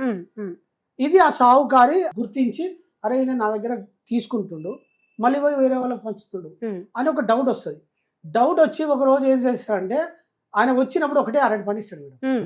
అరటి పండు ఇచ్చినప్పుడు ఏం చేస్తాడంటే అది గుర్తిస్తాడు. ఈ రోజు ఇస్తే వేరే వాళ్ళకి కొంత ఇస్తున్నావు కదా, మరి ఈ రోజు ఒకటే అరటి పండు ఇచ్చిన, ఈ అరటి పండు నువ్వు తింటావా వేరే వాళ్ళకి ఇస్తావా అని అన్నాడు. అంటే సగం నేను తిని సగం వేరే వాళ్ళకి ఇస్తా అంటాడు. అన్న తర్వాత ఈ షావుకారికి అదే ఇదేంది వీడి విచిత్రంగా మాట్లాడని చెప్పి అంటాడు. అనగానే అప్పుడు ఆయన చెప్తాడు ఉంటా, ఈయన ఈ భిక్షాటన క్రమంలో ఆ దగ్గర ఉన్న ఒక రామ భక్తుడు ఉంటాడు, ఆయన కొంచెం జ్ఞాని. ఈ భిక్షాటన చేసే క్రమంలో వాళ్ళ ఇంటికి వెళ్ళినప్పుడు ఆ రామ భక్తుడు ఏం చేస్తాడంటే 3 జన్మల భిక్షగాడు మన ఇంటి ముందుకు వచ్చిండు, కొంత భోజనం పెట్టి కొంచెం భిక్ష వేసి పంపి అని వాళ్ళ భార్యకి చెప్తాడు. రామభక్తుడు 3 జన్మల భిక్షగాడు అంటాడు. ఈ మాట భిక్షగాడు వింటాడు మేడం. ఓకే, విని మీరు ఎందుకు ఇట్లా అన్నారు అంటే నీ దగ్గర ఉన్నది నువ్వు ఎవరికి ఇవ్వకపోవడం చేత నువ్వు గత 3 జన్మల నుంచి భిక్షాటన చేసుకునే బతుకుతున్నావు అని ఆయన దృష్టితోటి చెప్పిండు. చెప్పిన తర్వాత అప్పుడు ఆయనకు మేల్కొల్పు వచ్చి ఇప్పుడు నా దగ్గర ఏం లేదు, సో నా దగ్గర ఉన్నది ఇవ్వాలని నిర్ణయించుకున్నాడు. సో ఆ రామ భక్తుడు చెప్పినది విని నిజ జీవితంలో ఆచరించడం స్టార్ట్ అయింది. అంటే 3 జన్మల నుంచి ఆయన భిక్షాటనగా ఉన్నాడు. నెక్స్ట్ జన్మకి వద్దు అని అంటే భగవంతుడు ఏదో రకంగా మనల్ని ఆ వైపు తీసుకెళ్తాడు. సో వచ్చినప్పుడు ఈ సావుకారికి చెప్తారన్నమాట, ఈ రోజు నువ్వు అరటి పండు ఇచ్చినప్పుడు ఇది కూడా సగం వేరే వాళ్ళకి ఇచ్చి సగం నేను తింటా అని చెప్పినప్పుడు ఈ ఇన్ఫర్మేషన్ ఈ సావుకారికి చెప్తాడు. అప్పుడు ఈ సావుకారికి అర్థమైంది. దీన్ని మనం ఏం అర్థం చేసుకోవాలి మేడం? ఓకే, పూర్వ జన్మ నుంచి ఉన్నది ఈ జన్మకు వర్తిస్తుంది. అంటే మనము నిరంతరము ఎన్నో కర్మలలో ఇన్వాల్వ్ అయి ఉండడం వల్ల మనకి ఇవ్వడం లేకపోవడం వల్ల బీదవాళ్ళుగానే ఉన్నారు. వాళ్ళ దగ్గర ఉన్నది. ఇప్పుడు ఈ సూత్రం ఏం చెప్తుంది మనకు, ఈ చిన్న స్టోరీ లాగానే అనిపిస్తుంది కానీ ఇలా సందేశం ఏం చెప్తుందంటే మనం జన్మల నుంచి పుణ్యము అంటే మనం ఫలితాన్ని నిర్ణయించే ఫలితాన్ని సృష్టించుకోలే, అదే కంటిన్యూ అవుతా ఉంది. అంటే ఇప్పుడు ఈ వరుసగా అప్పుల పాలు అయ్యే వాళ్ళకి కూడా రీజన్ ఇదేనా? అప్పుల పాలు ఎందుకు అవుతారంటే సృష్టి ఏం చేస్తా అంటే నీ సర్వైవ్ కావాలి కదా, నీ జీవన విధానాన్ని ముందుకు తీసుకెళ్ళడానికి ఏదో ఒకటి సమకూర్చుతుంది, నీ కర్మానుసారం సమకూర్చే దానిలో ఇట్లా 2 ఉంటాయి మేడం. స్పిరిచువల్ వ్యక్తులు కొంతమంది ఉంటారు, అంటే భగవంతుని నమ్మే వ్యక్తులు ఉంటారు, మెడిటేషన్ చేసే వ్యక్తులు ఉంటారు. వీళ్ళకు కాలం అంటే భగవంతుడు ఏం చేస్తాడంటే భగవంతుని నమ్మని వాళ్ళేమో అప్పుల రూపంలో ఏదో రూపంలో జరుగుతాయి, కానీ స్పిరిచువల్ వ్యక్తులు సత్యం తెలియక కానీ భగవంతుని నమ్ముకుంటారు. వీళ్ళకి ఏం చేస్తారంటే కాలము భగవంతుడు ఏం చేస్తాడంటే ఒక లోన్ రావడము, ఒక స్నేహితుడు పరిచయం చేయడము, వీళ్ళ సర్వైవ్ కోసము వేరే సమకూరుస్తాడు తప్ప వీళ్ళ సంపద రూపంలో రాదు. అంటే వాళ్ళకు సర్వైవ్ కోసం లోన్ వస్తుంది, లేదా వాళ్ళని స్నేహితుడు హెల్ప్ చేస్తాడు ఆ సమయానుకూలంగా, అంటే భగవంతుని నమ్ముకున్నప్పుడు. ఇక్కడ వీళ్ళు ఆ సమర్పణలో ఉన్నప్పుడు నీకు సర్వైవ్ కోసం అందుతుంది తప్ప నువ్వు ఫలితాన్ని సృష్టించలే కదా, ఫలితం లేని కర్మలు ఉన్నాడు కదా. ఇక్కడ మనం తెలుసుకోవాల్సిన విషయం ఏంటంటే కార్యంలో ఉండడం మాత్రమే తెలుసు మనకు, కార్యానికి కర్మకు తేడా గుర్తించగలగాలి. కర్మకు ఫలితం తోడై ఉంటది, కార్యము ఎప్పుడు సుఖాన్ని కోరుకుంటది, సుఖము కీర్తి యశస్సు ఇట్లుంటది. సో మనం ఎప్పుడు కార్యంలో ఉన్నాం తప్ప ఫలితం లేని కర్మలలోనే చిక్కుకున్నాం. ఫర్ ఎగ్జాంపుల్ ఇప్పుడు మన అపార్ట్మెంట్లలో వాళ్ళు వీళ్ళు ఒక ఈ రాగి చెంబుల నీళ్లు ఈశాన్యంలో పెడితే అక్కడ ఏం ఫలితం ఉన్నది? కర్మ జరిగింది, ఫలితం లేదు. కానీ నీ ఇంటి ముందరకు వచ్చినప్పుడు ఒక భిక్షగాడు వచ్చినా కానీ ఒక ఇంటి ముందర ఒక డాగ్ ఉన్నా కానీ దానికి కొద్దిగా నువ్వు మనం వండుకున్న దానిలోనో లేకపోతే కొంత ఉన్న దానిలోనో అన్నం పెట్టినప్పుడు అది స్పందించింది కదా, తీసుకున్నది కదా, స్పందన వల్ల ఫలితం సృష్టి జరుగుతుంది. ఇప్పుడు ఒక విత్తనము టేబుల్ మీద పెడితే మొలకెత్తదు, అదే విత్తనాన్ని భూమిలో పెడితే మొలకెత్తుతుంది. మరి భూమిలో పెట్టినప్పుడు ఎందుకు మొలకెత్తింది అంటే భూమి స్పందించింది. అంటే అక్కడ ఆ విత్తనానికి రెండు పరస్పరం జరిగింది. అంటే ఒక సృష్టి ఉద్భవించాలన్నా ఒక క్రియేషన్ జరగాలన్నా పరస్పరం స్పందన ఉండాలి. ఇప్పుడు ఈవెన్ మన సృష్టి జరగాలన్నా భార్య భర్తల కలయికల వల్ల పిల్లలు మీరు ఏది ఫలితం సృష్టించబడాలంటే కర్మకి ఎట్లుంటదంటే కర్మకు ఫలితం తోడై ఉంటది, కార్యానికి సుఖం తోడై ఉంటది. మనం ఎప్పుడు కార్యంలో ఉన్నామా ఫలితంలో ఉన్నామా తెలుసుకోవాలి. సో ఫలితం లేని కర్మలోనే మనిషి ఎక్కున్నాడు. సో ఎప్పుడు ఫలితం లేని కర్మలు చేయడం వల్ల మనిషికి ఏది సమకూర్చలేదు. దీనికి నేను ఇంకొక ఎగ్జాంపుల్ చెప్తా. ఈ ఫలితం ఎట్లా వస్తా అంటే పూర్వము ఒక దైవ భక్తురాలు, విపరీతమైన దైవ భక్తురాలు, నిరంతరం పూజలు చేస్తుంది. తనకు ఒక 6 సంవత్సరాల కొడుకుంటాడు. ఆడుకుంటుంటే ఒక పాము కరిసి చచ్చిపోయాడు. చనిపోయిన తర్వాత ఆ దైవ భక్తురాలు వల్ల తోబుట్టు అన్న ఆ అడవిలో ఒక వేటగాడు, క్రూరమైన వేటగాడు. ఈమె మంచి దైవ మార్గంలో ఉన్నది, ఆయన వేటగాడు మార్గంలో ఉన్నాడు. ఈమె ఆ కొడుకు ఆడుకుంటుండగా పాము కరిసి చచ్చిపోయింది. చచ్చిపోయినప్పుడు ఆ వేటగాడు వచ్చిండు. ఈ తల్లి పడుతున్న దుఃఖాన్ని చూసి తట్టుకోలేక ఈమె దుఃఖాన్ని తగ్గించడానికి ఆ అడవి మొత్తం వెతికి ఎక్కడ ఈయనని ఏ పాము గారు చచ్చిపోయిందో వెతికి ఆ పామును తీసుకొచ్చి ఈయన ముందర పెడతాడు. పెట్టిన తర్వాత ఆ పామును చంపబోతుంటే ఈమె దైవ భక్తురాలు కదా, కొంచెం ప్రేమ కరుణ ఉన్నది కదా, అన్న ఆ పామును చంపకూడదు, మనం ఒక జీవిని హింస పెట్టకూడదు అని చెప్పి ఆమె వదిలేయమని చెప్తుంది. సో కొంత ప్రేమతోటి మనము అకారణంగా ఒక జీవిని హింసించకూడదని చెప్పి వదిలేయమని చెప్పినప్పుడు నువ్వు నీ పద్ధతి నువ్వు పాటించినవు, నా పద్ధతి చంపడమే నా ధర్మం, నీ ధర్మాన్ని నువ్వు పాటించినవు, చంపడమే నా ధర్మం అని కత్తి పట్టి ఆ పామును చంపబోతాడు. చంపబోయే క్రమంలో పాము మాట్లాడుతుంది. పాము ఏం మాట్లాడుతుంది అంటే ఆ బాబుకు నాకు ఏ సంబంధం లేదు, ఆ టైంలో మృత్యుదేవత నా దగ్గరికి వచ్చి తీసుకుపోయి కాటేపించింది, ఇందులో నాకు తప్పు లేదు, పోయి మృత్యుదేవతను అడుగుపో అని చెప్తుంది. అప్పుడు ఆయన ఆ వేటగాడు ఆశ్చర్యపోయి ఆ మృత్యుదేవతను పిలుస్తాడు, గంభీరంగా పిలుస్తాడు. పిలిచినప్పుడు మృత్యుదేవత వస్తుంది. మృత్యుదేవత వచ్చినప్పుడు ఏంది ఆ చిన్న పసిపాప ఏం పని చేసింది, ఎందుకు ఇట్లా చేసినావు అని మృత్యుదేవని అడిగినప్పుడు ఇందులో నా తప్పేం లేదు, యమధర్మరాజు నన్ను ఆదేశించిండు, ఆయన ఆదేశించిన ప్రకారం నా పని ప్రకారం నేను చేసిన, నా కర్తవ్యం నేను చేసిన. ఇక్కడ పాము కర్తవ్యం పాము వచ్చింది, మృత్యుదేవత నన్ను వచ్చింది, నేను ఆచరించిన, నేను అక్కడ ఆవరించిన చేసిన, నా తప్పు లేదు, మీరు యమధర్మరాజును అడుగు అంటారు. అప్పుడు ఆయన ఇంకా గంభీరంగా పిలిచి గాఢంగా అరుస్తే, విపరీతమైన అరుస్తే అప్పుడు యమధర్మరాజు వస్తాడు. ఇది స్టోరీ లాగానే కనబడుతుంది, మనం మీనింగ్ చూసుకోవాలి. సో యమధర్మరాజు వచ్చినప్పుడు యమధర్మరాజుని నిలదీస్తాడు. ఎందుకు ఆ పసిబాలుడు ఎందుకు చంపినావు, ఆ తల్లి దుఃఖిస్తుంది అంటాడు. ఎందుకు ఇలా నా తప్పేమున్నది, 100% నా తప్పు లేదు, మరి ఎవరు తప్పు ఉందంటే 100% ఆ బాలుని తప్పే ఉంది అంటాడు. బాలుడు ఏం తప్పు చేసిండు, అంత పసిబాలుడు అని అయినప్పుడు ఆయన గత జన్మను చూపిస్తాడు. ఆ గత జన్మలో చూసినప్పుడు ఏమైందంటే ఒక పాము పిల్లలను ఒక పొక్కలో ఊపిరి ఆడకుండా చంపేపించిండు. ఆ కర్మ ఆ బాలునికి ఉన్నది, ఆ బాలుని వయసులో ఉన్నప్పుడు ఆయన చనిపోవాలి.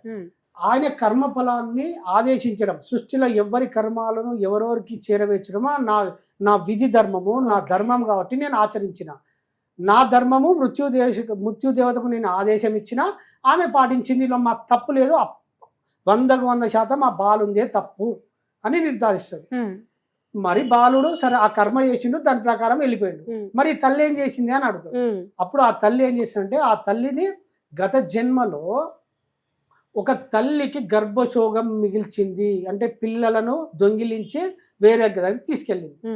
సో ఇంకో తల్లికి గర్భశోగం మిగిలించడం వల్ల ఆ కర్మ ఆ తల్లికి ఉండడం వల్ల ఈ అబ్బాయి కర్మ ఇంటర్లింక్ అయ్యి ఆ గర్భశోకం ఈమె అనుభవించాలి కాబట్టి ఆ బాలుడు వచ్చి ఈమె దగ్గర జన్మ తీసుకొని వెళ్ళిపోయిండు. దీన్నే కర్మ రుణానుబంధం రూపేణం పశుపతి సుతాలయ అంటే కదా. సో కర్మానుగుణంగా రుణం ఏ రుణం ఉంటే వాళ్ళు ఎట్లా రావనో అట్లా జరుగుతుంది. సో ఇక్కడ మన క్లారిటీగా అర్థమైంది ఏంటంటే ఇందులో ఎవరు తప్పున్నది, ఎవరి కర్మానుసారమే జీవితం నడుస్తుందా లేదా. ఇక్కడ యమధర్మరాజు తప్పు లేదు, మృత్యుదేవత తప్పు లేదు, కానీ శిక్ష అనుభవించడానికి ఎట్లా కారణమయ్యారు. ఇప్పుడు ఆ తల్లే శిక్ష అనుభవించాలి. శిక్ష అనుభవించాలంటే ఏం చేయాలి, బాబు పుట్టాలి. పుట్టిన తర్వాత కాలక్రమేణా ఆ కొద్ది రోజుల తర్వాత పెరిగిన తర్వాత గర్భశోకం అనుభవించాలంటే నీకు ఫస్ట్ నీకు అది సృష్టి ఇవ్వాలి. ఇచ్చిన తర్వాత అది గుంజుకుంటుంది సృష్టి. ఇచ్చింది ఈ బాలుని అంటే ఇది అమ్మకూర్చడానికి సృష్టిలో నీకు ఇంకా ఎంత పెద్ద ప్రొసీజర్ ఉంది. ఇక్కడ పామును వాడుకున్నది, మృత్యుదేవతను వాడుకున్నది, యమధర్మరాజు ఆయన. అంటే ఇందులో ఎవరు తప్పున్నది, ఎవరి కర్మ వాళ్ళు అనుభవించారు. ఎవరి కర్మానుసారము సృష్టి వాళ్ళని డిజైన్ చేసి పెట్టింది. ఇక్కడ మనం ఎవరిని నిందించడానికి ఛాన్స్ లేదు. ఒకరిని మనం ఏంది నాకు ఇది నువ్వు తప్పు చేసినావు, నన్ను మోసం చేసినావు అనడానికి ఛాన్స్ లేదు. ఇక్కడ ఈ నియమాలు, సృష్టి నియమాలు ఎట్లా పనిచేస్తున్నాయంటే సృష్టి కాలానుగుణంగా నీ కర్మను అనుసరించి ప్రకృతి నీకు ఏది సమకూర్చనో అలా ఆ వ్యవస్థల్ని వాడుకొని నీకు మొత్తం ఒక స్కెచ్ చేసి రెడీ చేసి పెడుతుంది. బుద్ధాజీ, ఇప్పుడు మనకి ఇది అర్థమైంది కదా ఈ ప్రాసెస్ అంతా. సరే, అప్పుల పాలైన వాళ్ళు, అనారోగ్యంలో ఉన్న వాళ్ళు, పూర్వజన్మ బ్యాడ్ కర్మ అంతా ఉన్నవాళ్ళు మన కర్మని, మన బ్యాడ్ కర్మని మనం తొలగించుకోవచ్చు ఈ జన్మలో ఛాన్సెస్ ఏమైనా ఉన్నాయా? ఇవన్నీ గుర్తించాలి కదా మేడం. ఇప్పుడు మీరు అన్నది ఇవన్నీ తొలగించుకోవాలి. తొలగించుకోవాలంటే ఫస్ట్ మనిషి తెలుసుకోవాలి. ఇప్పుడు ఫలితం లేని కర్మలు చేస్తున్నాము అని ఒక ఇన్వాల్వ్ అయిపోయినాము. సో ఇప్పుడు ఒక రైతుకు నేను ఏ పంట వేస్తే నాకు ఎంత పంట వస్తుందని ముందు గుర్తిస్తాడు. ఫస్ట్ ఇక్కడ ఏం చేస్తున్నాం అంటే మనం సొసైటీని ఫాలో అవుతున్నాం, మూఢనమ్మకాలను ఫాలో అవుతున్నాం. మూఢనమ్మకాలను ఫాలో అయ్యి ప్రపంచంలో ఒకరు చెప్పింది ఫాలో అవ్వకుండా, దాన్ని సత్యాన్ని పరిశీలించకుండా గుడ్డిగా నమ్మి ఫాలో అవడం వల్ల ఇంకా విపరీతమైన పోకడ వస్తుంది. కానీ ఇక్కడ కారణాన్ని మనిషి వెతకలేకపోతుండు. మూల కారణం ఏంటంటే ఇక్కడ వీళ్ళు సమస్యను, పరిష్కారం రెండు ఉంటాయి. సమస్యలో చూడకుండా పరిష్కారం వైపు వెతుకుతుండ్రు. నాకు ఇప్పుడు ఒక సమస్య ఉంది, నాకు ఆర్థిక సమస్యలు ఉన్నాయి. కాబట్టి నేను ఏం చేయాలి, నేను ఏదో గురువుని అడగాలి, లేకపోతే పెద్ద మనిషిని అడగాలి, లేకపోతే ఒక పండితుడిని అడిగితే ఏం చేస్తాడు, నువ్వు ఈ పూజ చేసుకో బాగుపడతావు అని చెప్తాడు. అయ్యగా వేరే దగ్గరికి పోతే ఇప్పుడు మనకి ఏ డాక్టర్ హోమియోపతి దగ్గరికి పోతే ఆయన ఒక మంది చెప్తాడు, ఏ డాక్టర్ దగ్గర పోతే ఆ మంది చెప్తాడు. సో ఇప్పుడు ఒక మంత్రగాని దగ్గరికి పోతే తాంత్రిక విద్యలు చెప్తాడు, లేకపోతే ఈ అమ్మవార్ల దగ్గరికి పోతే ఇక్కడ అమ్మవారికి పండుగ అయ్యి, జంతు బలి అయ్యి, ఇవన్నీ చెప్తారు. అంటే ఎవరు చెప్పింది వీళ్ళు ఏం చేస్తారు, దాన్ని పాటించుకుంటూ పోతారు. సో ఇక్కడ ఆర్థిక సమస్యల కోసం ఒక గ్రామంలో ఉన్న మధ్య ఏంటంటే ఫర్ ఎగ్జాంపుల్ ఒక అమ్మవారికి పండుగ చేయమని చెప్తుంది. అమ్మవారు ఏం చేస్తుంది, అమ్మవారు ఉత్సవం కోరుకుంటుంది కానీ జంతు బలి కోరుకుంది. ఈయన ఏం చేస్తాడు, ఎల్లమ్మ పండుగనో పోషమ్మ పండుగనో లేకపోతే ఏదో పండుగ పెట్టుకుంటాడు. వీడే అప్పుల పాలై ఉన్నాడు. ఇంకా ₹1,00,000 అప్పు తెచ్చి చుట్టాలని అందరిని పిలిచి, అందరిని బలగం పిలిచి ఉల్టా ₹1,00,000 ఖర్చు పెట్టుకొని ఆ పండుగ చేస్తాడు. ఇక్కడ ఎట్లా ఫలితం వచ్చింది, వీడు ఏం చేస్తుండు, పరిష్కారం బయట వెతుకుతుండు. అంటే పండితుల దగ్గర, బయట చెప్పే వీళ్ళ దగ్గర వెతుకుతా ఉన్నాడు. సరైన సమాధానం మీకు దొరకలేదు కదా. సరైన సమాధానం ఎక్కడ వెతకాలి, సమస్యలో ఉన్నది. నాకు ఎందుకు వచ్చింది ఈ సమస్య అన్నప్పుడు నా సమస్యను పరిశీలించినప్పుడు మీకు ఇక్కడ భగవద్గీత చెప్తుంది. భగవద్గీత ఏం చెప్తుంది అంటే బుద్ధియుక్తో జహాతియా ఉభే సుకృత దుష్కృత తస్మాత్ యోగాయ యుజస్వ యోగ కర్మసు కౌశలం. దీని అర్థం ఏంటంటే బుద్ధియుక్తం అన్నాడు అంటే ఎవడైనా సమబుద్ధితోటి కర్మలు ఆచరిస్తా అంటే త్యజిస్తాడో పాప పుణ్యాలను ఇక్కడే వదిలేస్తాడనేది. కర్మసు కౌశలం అంటే కర్మ నుంచి విముక్తి వస్తుంది. సో ఈ సూత్రం ఏం చెప్తుందంటే పాపము పుణ్యం అనేది రెండు ఉన్నది అని ఈ శ్లోకం యొక్క అర్థం. జహాతి అంటే ఇక్కడే వదిలేసేవాడు, ఉభయ సుకృత దుష్కృత అంటే పాపము పుణ్యము రెండు అకౌంట్లు ఉన్నాయి అని ఈ శ్లోకం చెప్తుంది. ఈ పాపము పుణ్యము ఏంది అని మనం అర్థం చేసుకుంటే నేను నిరంతరము పాపకర్మ చేస్తున్నానా, దుష్కర్మ చేస్తున్నానా, సత్కర్మ చేస్తున్నానా అనేది మనం ఆచరించినప్పుడు, ఇది తెలుసుకున్నప్పుడు, మంచి గురువుల దగ్గర పోయినప్పుడు ఈ సమస్యను లోతుగా పరిశీలిస్తే అరే నీ మొత్తం బ్యాడ్ కర్మలు చేసినప్పుడు నువ్వు ఎట్లా వస్తాయి. సో దీన్ని భగవాన్ ఏం చెప్తాడంటే ఇంకో శ్లోకంలో కర్మ మహోదకం ఫలం అశాశ్వతం గతి నిరోధకం. అంటే నువ్వు కర్మచక్రంలో చిక్కుకుపోయి ఆ బ్యాడ్ కర్మ పేరుకుంటూ పోతుంది. బ్యాడ్ కర్మ మహోదధవు అంటాడు. అంటే బ్యాడ్ కర్మ పేరుకుంటూ పోతుంది. ఎంత పేరుగా పోయినా సృష్టి నియమాలు చాలా పర్ఫెక్ట్గా పనిచేస్తున్నాయా లేదా? ఇప్పుడు మనం ఈ స్టోరీలు అన్ని రెండు స్టోరీలు చెప్పినాం.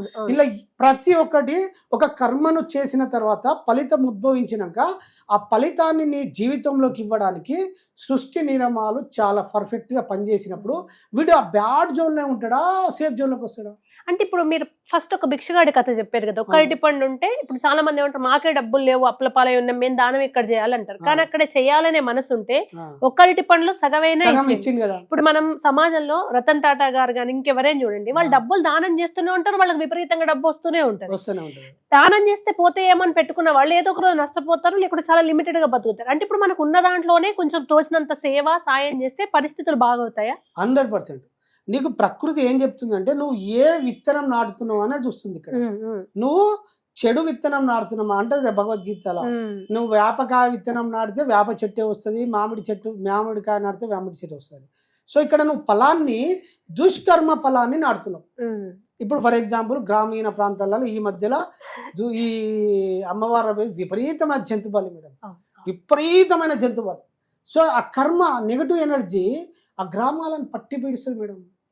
నేను సత్యం చెప్తున్నా, ఎవరు నా తిట్టినా పర్లేదు, ఏమనుకున్నా పర్లేదు, కానీ ఆ విపరీతమైన జంతు బలి ఆ కుటుంబాలను పట్టి పీడిస్తుంది. సరే పూర్వకాలం అది ఎట్లొచ్చింది అదంతా పక్క పెడితే ఇప్పుడు మన జీవితంలో ఎటువంటి పరిస్థితులు ఉన్నాయి. ఫర్ ఎగ్జాంపుల్ ఇప్పుడు మీకు ఇప్పుడు గ్రామీణ ప్రాంతాల్లో చేస్తాం నిరంతరం ఒక కుటుంబంలో మంచి తల్లిదండ్రులు మేడం, వాళ్ళు ఎప్పుడు భక్తిలో ఉంటారు, మంచి పూజలు చేస్తారు, మంచిగా ఉంటారు. కానీ హఠాత్తుగా ఒక కొడుకు వస్తాడు, వాడు పెరుగుతాడు, వాడికి బండి కొనిస్తాడు, వాడు తాగుతాడు, తింటాడు, వ్యసనాలకు అలవాటు అవుతాడు, తీసుకుపోయి ఏనో గుద్దుకొని 2 కాళ్ళు ఇరిగి పండుకుంటాడు.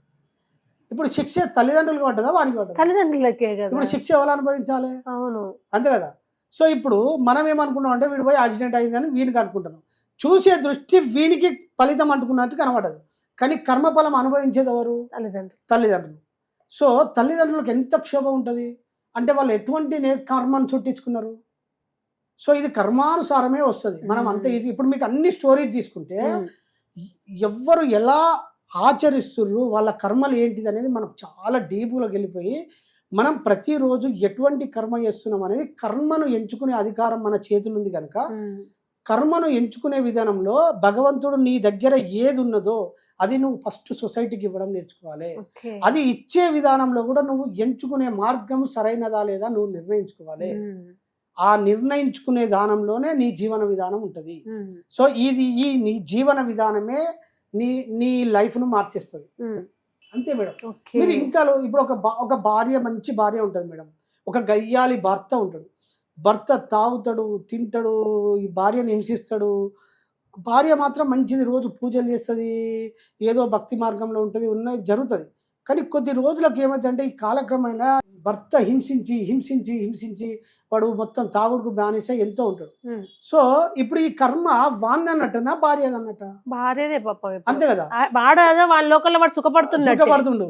మనం ఏమనుకున్నాం అంటే వీని దృష్టిగా రావడం, కానీ కర్మ యొక్క నేను అనుభవించడానికి ఇంత రుణానుబంధం రాసి పెట్టుండదు. ఈ కర్మను అనుభవించడానికి ఒక తాగుబోతు భర్తను నీ జీవితంలోకి తీసుకొస్తుంది. ఇది ప్రకృతి చాలా స్కెచ్ చేసి డిజైన్ చేస్తుంది. ఇప్పుడు దీనికి మీకు ఇంకా అందరికి అర్థమయ్యేటట్టు చెప్తాం. మనకు రామదాసు స్టోరీ చెప్తాం. ఈ రామదాసు స్టోరీలో మరి భగవంతుడు అంత శ్రీరామ భక్తుడు గుడి కట్టిండు కదా. అవును. మరి గుడి కట్టినప్పుడు ఆయన ఫలితాన్ని, మోక్ష ఫలితాన్ని ఇవ్వాలి, లేదా శ్రీరాముడు దర్శనం కోసమే చేస్తాడు ఆయన. అవును. సో మరి శ్రీరాముని దర్శనం ఎందుకు అందది? మరి అంత గుడి కట్టిండు కదా. మరి గుడి కట్టినప్పుడు ఆయనకు ఆ మోక్షము దొరకాలి, రాముడు దర్శనం జరగాలి. మరి ఎందుకు జరగలేదు? జైలుకు పోయిండు. పైగా మళ్ళీ చేసిందేమో సత్కర్మనే మంచి లోక కళ్యాణం కోసం చేసిండు. కానీ ఇక్కడ మనకు సూత్రం ఏం చెప్తుంది అంటే, మన సమస్య ఏం చెప్తుంది అంటే నేను పూర్వంలోకి వెళ్ళి పరిశీలించాలి. పరిశీలిస్తే ఏమైందంటే పూర్వంలో భార్య కోసము ప్రకృతిలో జీవించాల్సిన ఒక చిలుకను, స్వేచ్ఛను బంధించిండు. ఈ కర్మ ఉన్నది. ఈ కర్మ ఏం చేస్తుంది? కర్మ యొక్క ఫలితం బంధం కదా, ఇది బంధం కదా. ఇది నువ్వు అనుభవిస్తే తప్ప ఈ ఫలితం రిలీజ్ కాదు. సో ఇక్కడ చేసింది మంచిదే, కానీ ఇప్పుడు ఈ ఫలితాన్ని శ్రీరామదాసుకు ప్రకృతి ఇవ్వాలి. ప్రకృతి ఫలితాన్ని ఇవ్వాలంటే ఏం చేయాలి? ఎక్కడో ఒక కుట్ర వేసి ఫలితాన్ని ఈయన ఫలితం అనుభవించే దశ అంటే ఈయన జైలు పోయే ఆ ఫలితాన్ని సృష్టి ఒక డైమెన్షన్ లో తయారు చేయాలి, ఒక ప్రణాళిక వేయాలి, ఒక స్కెచ్ చేయాలి. స్కెచ్ ఏం చేస్తే అంటే ఈయన గుడి కట్టినప్పుడు ఆర్థిక వ్యవహారాలలో తానీషా మహారాజు బావమరిది 6 లక్షలు దొంగిలిస్తాడు. 6 లక్షల వరాలు దొంగిలించి ఆ నిందను తన మీదకి వచ్చేటట్టు చేస్తాడు. మరి ఇక్కడ ఈయన తప్పు చేయలే కదా, శ్రీరామదాస్ అయితే తప్పు చేయలే, అన్ని లెక్కలు అప్పచెప్పిండు, లెక్కలు పైకి పంపించిండు. ఆ పైకి పంపించే క్రమంలో సృష్టి ఈయన ఫలితాన్ని ఇవ్వడానికి ఎవరిని వాడుకున్నది? తానీషా మహారాజు దగ్గర ఉన్న వ్యక్తులను, ఆయన బంధువులను వాడుకున్నది. వందుకొని ఆ కర్మను అప్పచెప్పడానికి వాళ్ళను వాడేసుకుని కర్మను నిందను ఈయన మీదకి పంపించింది. అంటే ఇదంతా చూస్తుంటే బుద్ధాజీ ఒక రకంగా కొంచెం పుణ్యాత్ములు లేదా భగవత్ అనుగ్రహం మోక్షానికి దగ్గర ఉంటేనే తొందర ఆ పాపకర్మ ఫలితాలు అన్నొచ్చి అనుభవించి క్లియర్ అయిపోతుంది. ఇక్కడ బాగా విపరీతమైన కష్ట నష్టాలు ఎవరు వచ్చిరంటే వాళ్ళు గతంలో చేసిన, మనకిప్పుడు ఆర్థిక సమస్యలతోటి బాగా ఇబ్బంది పడుతుంది మేడం. వాళ్ళని మనం ఏమైనా అర్థం చేసుకోవాలి, గతంలో చేసిన రుణ చెల్లింపులు జరుగుతున్నాయని మనం అర్థం చేసుకోవాలి. ఇక్కడ క్లియర్ అవుతుంది, నీ కర్మ బ్యాడ్ తొలగిపోతుందని మనం అర్థం చేసుకోవాలి. కష్టం వచ్చిందంటే పాపకర్మ పోతుంది అని అర్థం చేసుకోవాలి. కొందరు వచ్చినట్టు కనబడుతుంది. ఇప్పుడు అక్కడ తానీషా మహారాజును ఎవరు వాడుకున్నారు? ప్రకృతి డిజైన్ చేసింది. ఇప్పుడు ఆయన డబ్బును దొంగిలించిండు, ఇప్పుడు ఆయన దగ్గర డబ్బు ఉందా లేదా? 6 లక్షల వారాలు ఆయన దగ్గర ఉన్నది. మనకి ఎవరైతే ఈ డబ్బులు బాగా ఉన్నోళ్ళు ఎవరైతే ఉన్నారో వీళ్ళ కర్మలు కడిగేసుకోవడానికి వాళ్ళు వచ్చిర్రు. ఆ పాత్రదారులు ఈ డిజైన్ లో వీళ్ళ కర్మలు. ఇప్పుడు నేను అనుకున్నాను, నా స్నేహితుని దగ్గర ఒక ఫ్రెండ్ వచ్చిండు, మోసం చేసిండు, నేను డబ్బు నష్టపోయినా నాకు కనబడదు. కానీ వాళ్ళు గనక రాకపోతే నాకు ఈ అవగాహన రాకపోయింది. అంటే నా కర్మ డిజాల్వ్ అయిపోయింది, నా పాపం మొత్తం వెళ్ళిపోయి నేను మంచి మోక్ష మార్గంలో సన్మార్గంలో వచ్చినాయి. సో ఇప్పుడు నేనేమనుకున్నా అంటే నాకు ఇంతకు ముందుకు డబ్బు మోసం చేసిను, నా జీవితం గందరగోళం అయిపోయింది, ఇవన్నీ జరిగినాయని నేను అనుకుంటున్నా. కానీ అవన్నీ సమకూర్చడం వల్ల నేను దైవ మార్గంలోకి రావడం ఒకటి, కొంత ఈ సన్మార్గంలో ధర్మం తెలుసుకోవడము, ధర్మాన్ని ఆచరించడము, నాతో పాటు 10 మందికి ఆచరింపజేయాల ప్రకృతి నాకు అవకాశం. సో ఇక్కడ నా కర్మలు కరిగినప్పుడు నేను మళ్ళీ ఇప్పుడు నా జీవితంలో నేను ఆర్థిక సంపద మార్చుకోవడానికి నేను ఏం చేసిన, ఇవన్నీ పరిశీలించిన తర్వాత నా ఉద్యోగంలో వచ్చిన సంపద నేను అప్పుడు ఏం చేసిన అంటే దాన ధర్మాలకు కేటాయించిన. ప్రతి నెల నా జీతం రాగానే ఒక గోదాంకి వెళ్ళి ఒక 2000 అరటి పండ్లు కొనుక్కపోయి దేవస్థానాలకు అడిగిపోయి కోతులకు అరటి పండ్లు పెట్టడము, డైలీ వీధి కుక్కలకు ఫుడ్ పెట్టడము, అనాథాశ్రయాలలో వాళ్ళకు పిల్లలకి ఏదైనా అవసరం ఉంటే కోనియడం. ఇక నేను డబ్బును ఎక్కడ చేసిన, ఇక్కడ బ్యాంకులో డిపాజిట్ చేయాలి, ఒక చిట్ ఫండ్ కంపెనీ దగ్గర నేను చిట్ ఫండ్ డబ్బులు చేయాలి. మొత్తం ఇవన్నీ నాకు ఈ సత్యం అర్థమైపోయినాక నేను ఆ వ్యక్తులను మొత్తం కనెక్షన్ కడి చేసి నా డబ్బును ఎక్కడ పెట్టినా అంటే ప్రకృతిలో పెట్టుబడి పెట్టిన. ఇక్కడ పెట్టుబడి పెట్టినప్పుడు ఇప్పుడు నేను ఇంకా నా ఉద్యోగ కర్మ ప్రకారం నేను ఇంకా 20 ఏళ్ళు 2040 దాకా నేను ఉద్యోగం చేయాలి, అంతే కదా. సో ఇప్పుడు నా ప్రారంభ కర్మలో నాకు ఇంక 20 ఏళ్ళు ఉద్యోగం ఉన్నది. ఇప్పుడున్న ఈ ఫ్రీ బస్ పుణ్యాన ఆ ఉద్యోగం చేయలేని కష్టం వచ్చింది. సో నాకు ఈ సత్యం అర్థమైనాక ఇది అంతే కాదు, నాకు ఇంకో సోర్స్ దొరకాలంటే నేను ఏం చేయాలో అది చేసిన తర్వాత ఇప్పుడు నేను సంవత్సరం అయింది ఉద్యోగం మానేసి, 10 నెలలు అవుతుంది. ఇప్పుడు ఉద్యోగం మానేసి నేను నిరంతర నా సత్కర్మలో, అంటే నేను ఎక్కడ ఫలితం వస్తుందో ఆ ఫలితాన్ని చూసి, నేను ఎక్కడ మంచి ఫలితం ఉంటుందో ఆ ఫలితాన్ని చూసి నేను కర్మలు చేస్తున్నా. ఇక్కడ ఫలితం ఎవరిస్తారో తెలుసుకోవాలి మళ్ళా. సో ఇప్పుడు మీకు ఉద్యోగంలో యజమాని ఫలితం ఇస్తాడు, సృష్టిలో ఎవరు ఫలితం ఇస్తారంటే సృష్టి ఫలితం ఇస్తుంది. సృష్టి ఎట్లా ఫలితం ఇస్తుందో ఇప్పుడు ఈ కంపెనీలో పనిచేసిన వాటి కంపెనీ యాజమానిస్తుంది. ఇప్పుడు సృష్టిలో ఎవరు ఫలితం, సృష్టి ఎట్లా ఫలితం ఇస్తుంది అంటే ఈ సమస్త సృష్టిలో ఆకలితోటి ఎవడున్నాడో వాని బాధ్యత ఎవరిది? ఆ బాధ్యత సృష్టిదే, భగవంతునిదే కదా. సో భగవంతునిదే కదా, ఆ భగవంతుని బాధ్యత కనుక ఆ భగవంతుని కర్మలు ఎవడైతే ఆచరిస్తాడో ఆ కర్మలకు ఫలితాన్ని ఎవరిస్తారంటే భగవంతుడు ఇస్తాడు. సో ఆ సృష్టి ఎట్లా ఇస్తుంది అంటే ధర్మం ప్రకారం ఇస్తుంది. నీకు ఇంతకు ముందుకు మొత్తం మీకు 2-3 స్టోరీలు ఏం చెప్పినా ప్రకృతి ఎన్నో రూల్స్ ఎన్నో నియమాలు ఉన్నాయి. ధర్మం ఎలా పనిచేస్తుందంటే ఎన్నో ఈ సృష్టిలో ఉన్నాయి. ఇప్పుడు అక్కడ పామును వాడుకున్నది, మృత్యుదేవతను వాడుకున్నది. సో నా కోసము ప్రకృతి ఎంతమంది నన్ను వాడుకుంటుంది, నా ఫలాన్ని వాళ్ళకి అందజేస్తుంది. నేను చేసుకుంటూ పోయినా అప్రయత్నంగానే నాకు అంత సమకూర్చే వ్యక్తులు నా ముందుకు వచ్చేసారు. సో ఇక్కడ జస్ట్ నా కర్మను మార్చి ఫలితాన్ని సృష్టి యొక్క నాకు ఏ ఫలితం వస్తుందో తెలుసు కదా. సో ఇక్కడ సృష్టి కర్మలు చేయడం మొదలుపెట్టి నేను. అందుకే లోక కళ్యాణం కోసం ఎవడైతే చేస్తాడో ఆడు లోకేశ్వరుడే చూసుకుంటాడు ఇక్కడ. నేను చాలా మందిని గమనించి, ఇప్పుడు కొంతమంది ఉంటారు వాళ్ళు అయితే అప్పు చేస్తారు, చేసినప్పట్ల ఈ డబ్బులు ఇవ్వకుండా కృతజ్ఞత ఉండదు. చాలా మంది ఇప్పుడు అయ్యో వీళ్ళు ఇప్పుడు నేను మీ దగ్గర డబ్బులు తీసుకున్నాను, నాకు సంతోష్ గారు ఇచ్చారు, నేను ఇయ్యలేకపోతున్నాను బాధల్లో ఉండాలి. పక్కకెళ్ళి అడుగుతున్నాడు ఏంది అసలు నాకు అది ఇదని రివర్స్ మిమ్మల్ని తిట్టడము, లేకుంటే అప్పు తీయడం కోసం మోసము, కన్నింగు, ఇట్లా. అంటే మీరు అన్నట్టుగా బ్యాడ్ కర్మలోనే కూరుకుపోయిన వాళ్ళు జీవితాంతం ఇంకా బ్యాడ్ కర్మలో ఉన్న వాళ్ళనే చూస్తున్నాను నేను. వాళ్ళు ఎదగట్లేదు జీవితంలో. అదే కదా అజ్ఞానం. మెయిన్ మూలం అజ్ఞానము, అంధకారము, మూఢ విశ్వాసము, ఇవన్నిటి నుంచి మనిషి బయటికి రావాలి. ఇది చాలా సూక్ష్మంగా పరిశీలించి ఇప్పుడు ఒక రకంగా మనం చెప్పడానికి కారణం ఏంటంటే ఈ అజ్ఞానాన్ని తొలగించడం. మీకు మంచి జరగాలంటే మీరు ఫస్ట్ మంచి చేయాలి. అంటే ఏదో ఒకటి ఇవ్వండి. ఇప్పుడు నేను ఎంతో కొంత ఒక వ్యక్తికి ప్రాథమిక దశలో చెప్పడము, వాట్సాప్ గ్రూప్ అంటే నా డైమెన్షన్ చూసిరా ఇట్లా నేను చెప్పడం వల్లనే కదా నాకు ఈ ప్రకృతి అన్ని ఇచ్చడం. అంటే నా దగ్గర డబ్బు లేదనుకున్నా, ఫర్ ఎగ్జాంపుల్ నా దగ్గర కొంచెం భగవంతుడు ఇచ్చింది ఈ కొంత సత్యము నేను చెప్పడం స్టార్ట్ చేసిన. ఆ చెప్పడం స్టార్ట్ అయ్యే నాకు ఇప్పుడు ఈ పరిస్థితి ఇంత దాకా తీసుకొచ్చింది. సరే, మీరు మంచి చెప్పారు, సత్యం చెప్పారు, జ్ఞానం చెప్పారు, మంచి జరిగింది. కొంతమంది వాళ్ళ దగ్గర ఉన్న చెడే, అంటే ఇప్పుడు మీకు మంచి తెలిసి మంచిగా చెప్పారు, కొంతమందికి మంచి మాటలు రావు, వాళ్ళ మీద వీళ్ళ మీద అబద్ధాలు పుట్టించడం, పుకార్లు పుట్టించడం, నిందలు వేయడం, ఇది చెప్తే అదే వస్తుందా వాళ్ళకి మళ్ళీ రిటర్న్? దాని ఫలితాన్ని అది రాదు. అంటే వాళ్ళు ఏదైతే ఫలితం ఇప్పుడు చెడు ఫలితాన్ని సృష్టిస్తారు. ఇప్పుడు కొంతమంది కుటుంబాల్లో ఏం జరుగుతుంటే మోసాలు చేయడం, డబ్బు సంపాదించుకోవడం అని. వాడు ఇప్పుడు ఓ రియల్ ఎస్టేట్ చేసిండు, ఒక ఫ్లాట్ ₹1,00,000 ఫ్లాట్ 5 లక్షలకు అమ్మిండు. అంటే ఒక బలహీనుని వీడు బలహీనంగా చూసుకొని మోసం చేసి, నువ్వు వ్యాపారంలో ఒక ₹10 లాభం, ₹20 తీసుకుంటే ధర్మం, కానీ ₹1,00,000 5 లక్షలకు అమ్మిడు. ఇది నువ్వు మనశ్శాంతిగా ఉండాలని వీరు అనుకుంటారు కదా, అస్సలు జీవితకాలంలో నువ్వు మనశ్శాంతిగా ఉండలేవు. సో నీకేం చేస్తుంటే ప్రకృతి ఈ కర్మను నిన్ను మనశ్శాంతిగా ఉండనీయకుండా సంబంధించిన వ్యక్తులను నీ కోసం తయారు చేస్తుంది, సృష్టించి ఆ వ్యక్తుల ద్వారా నీకు గౌరవం లేకుండా చేస్తుంది.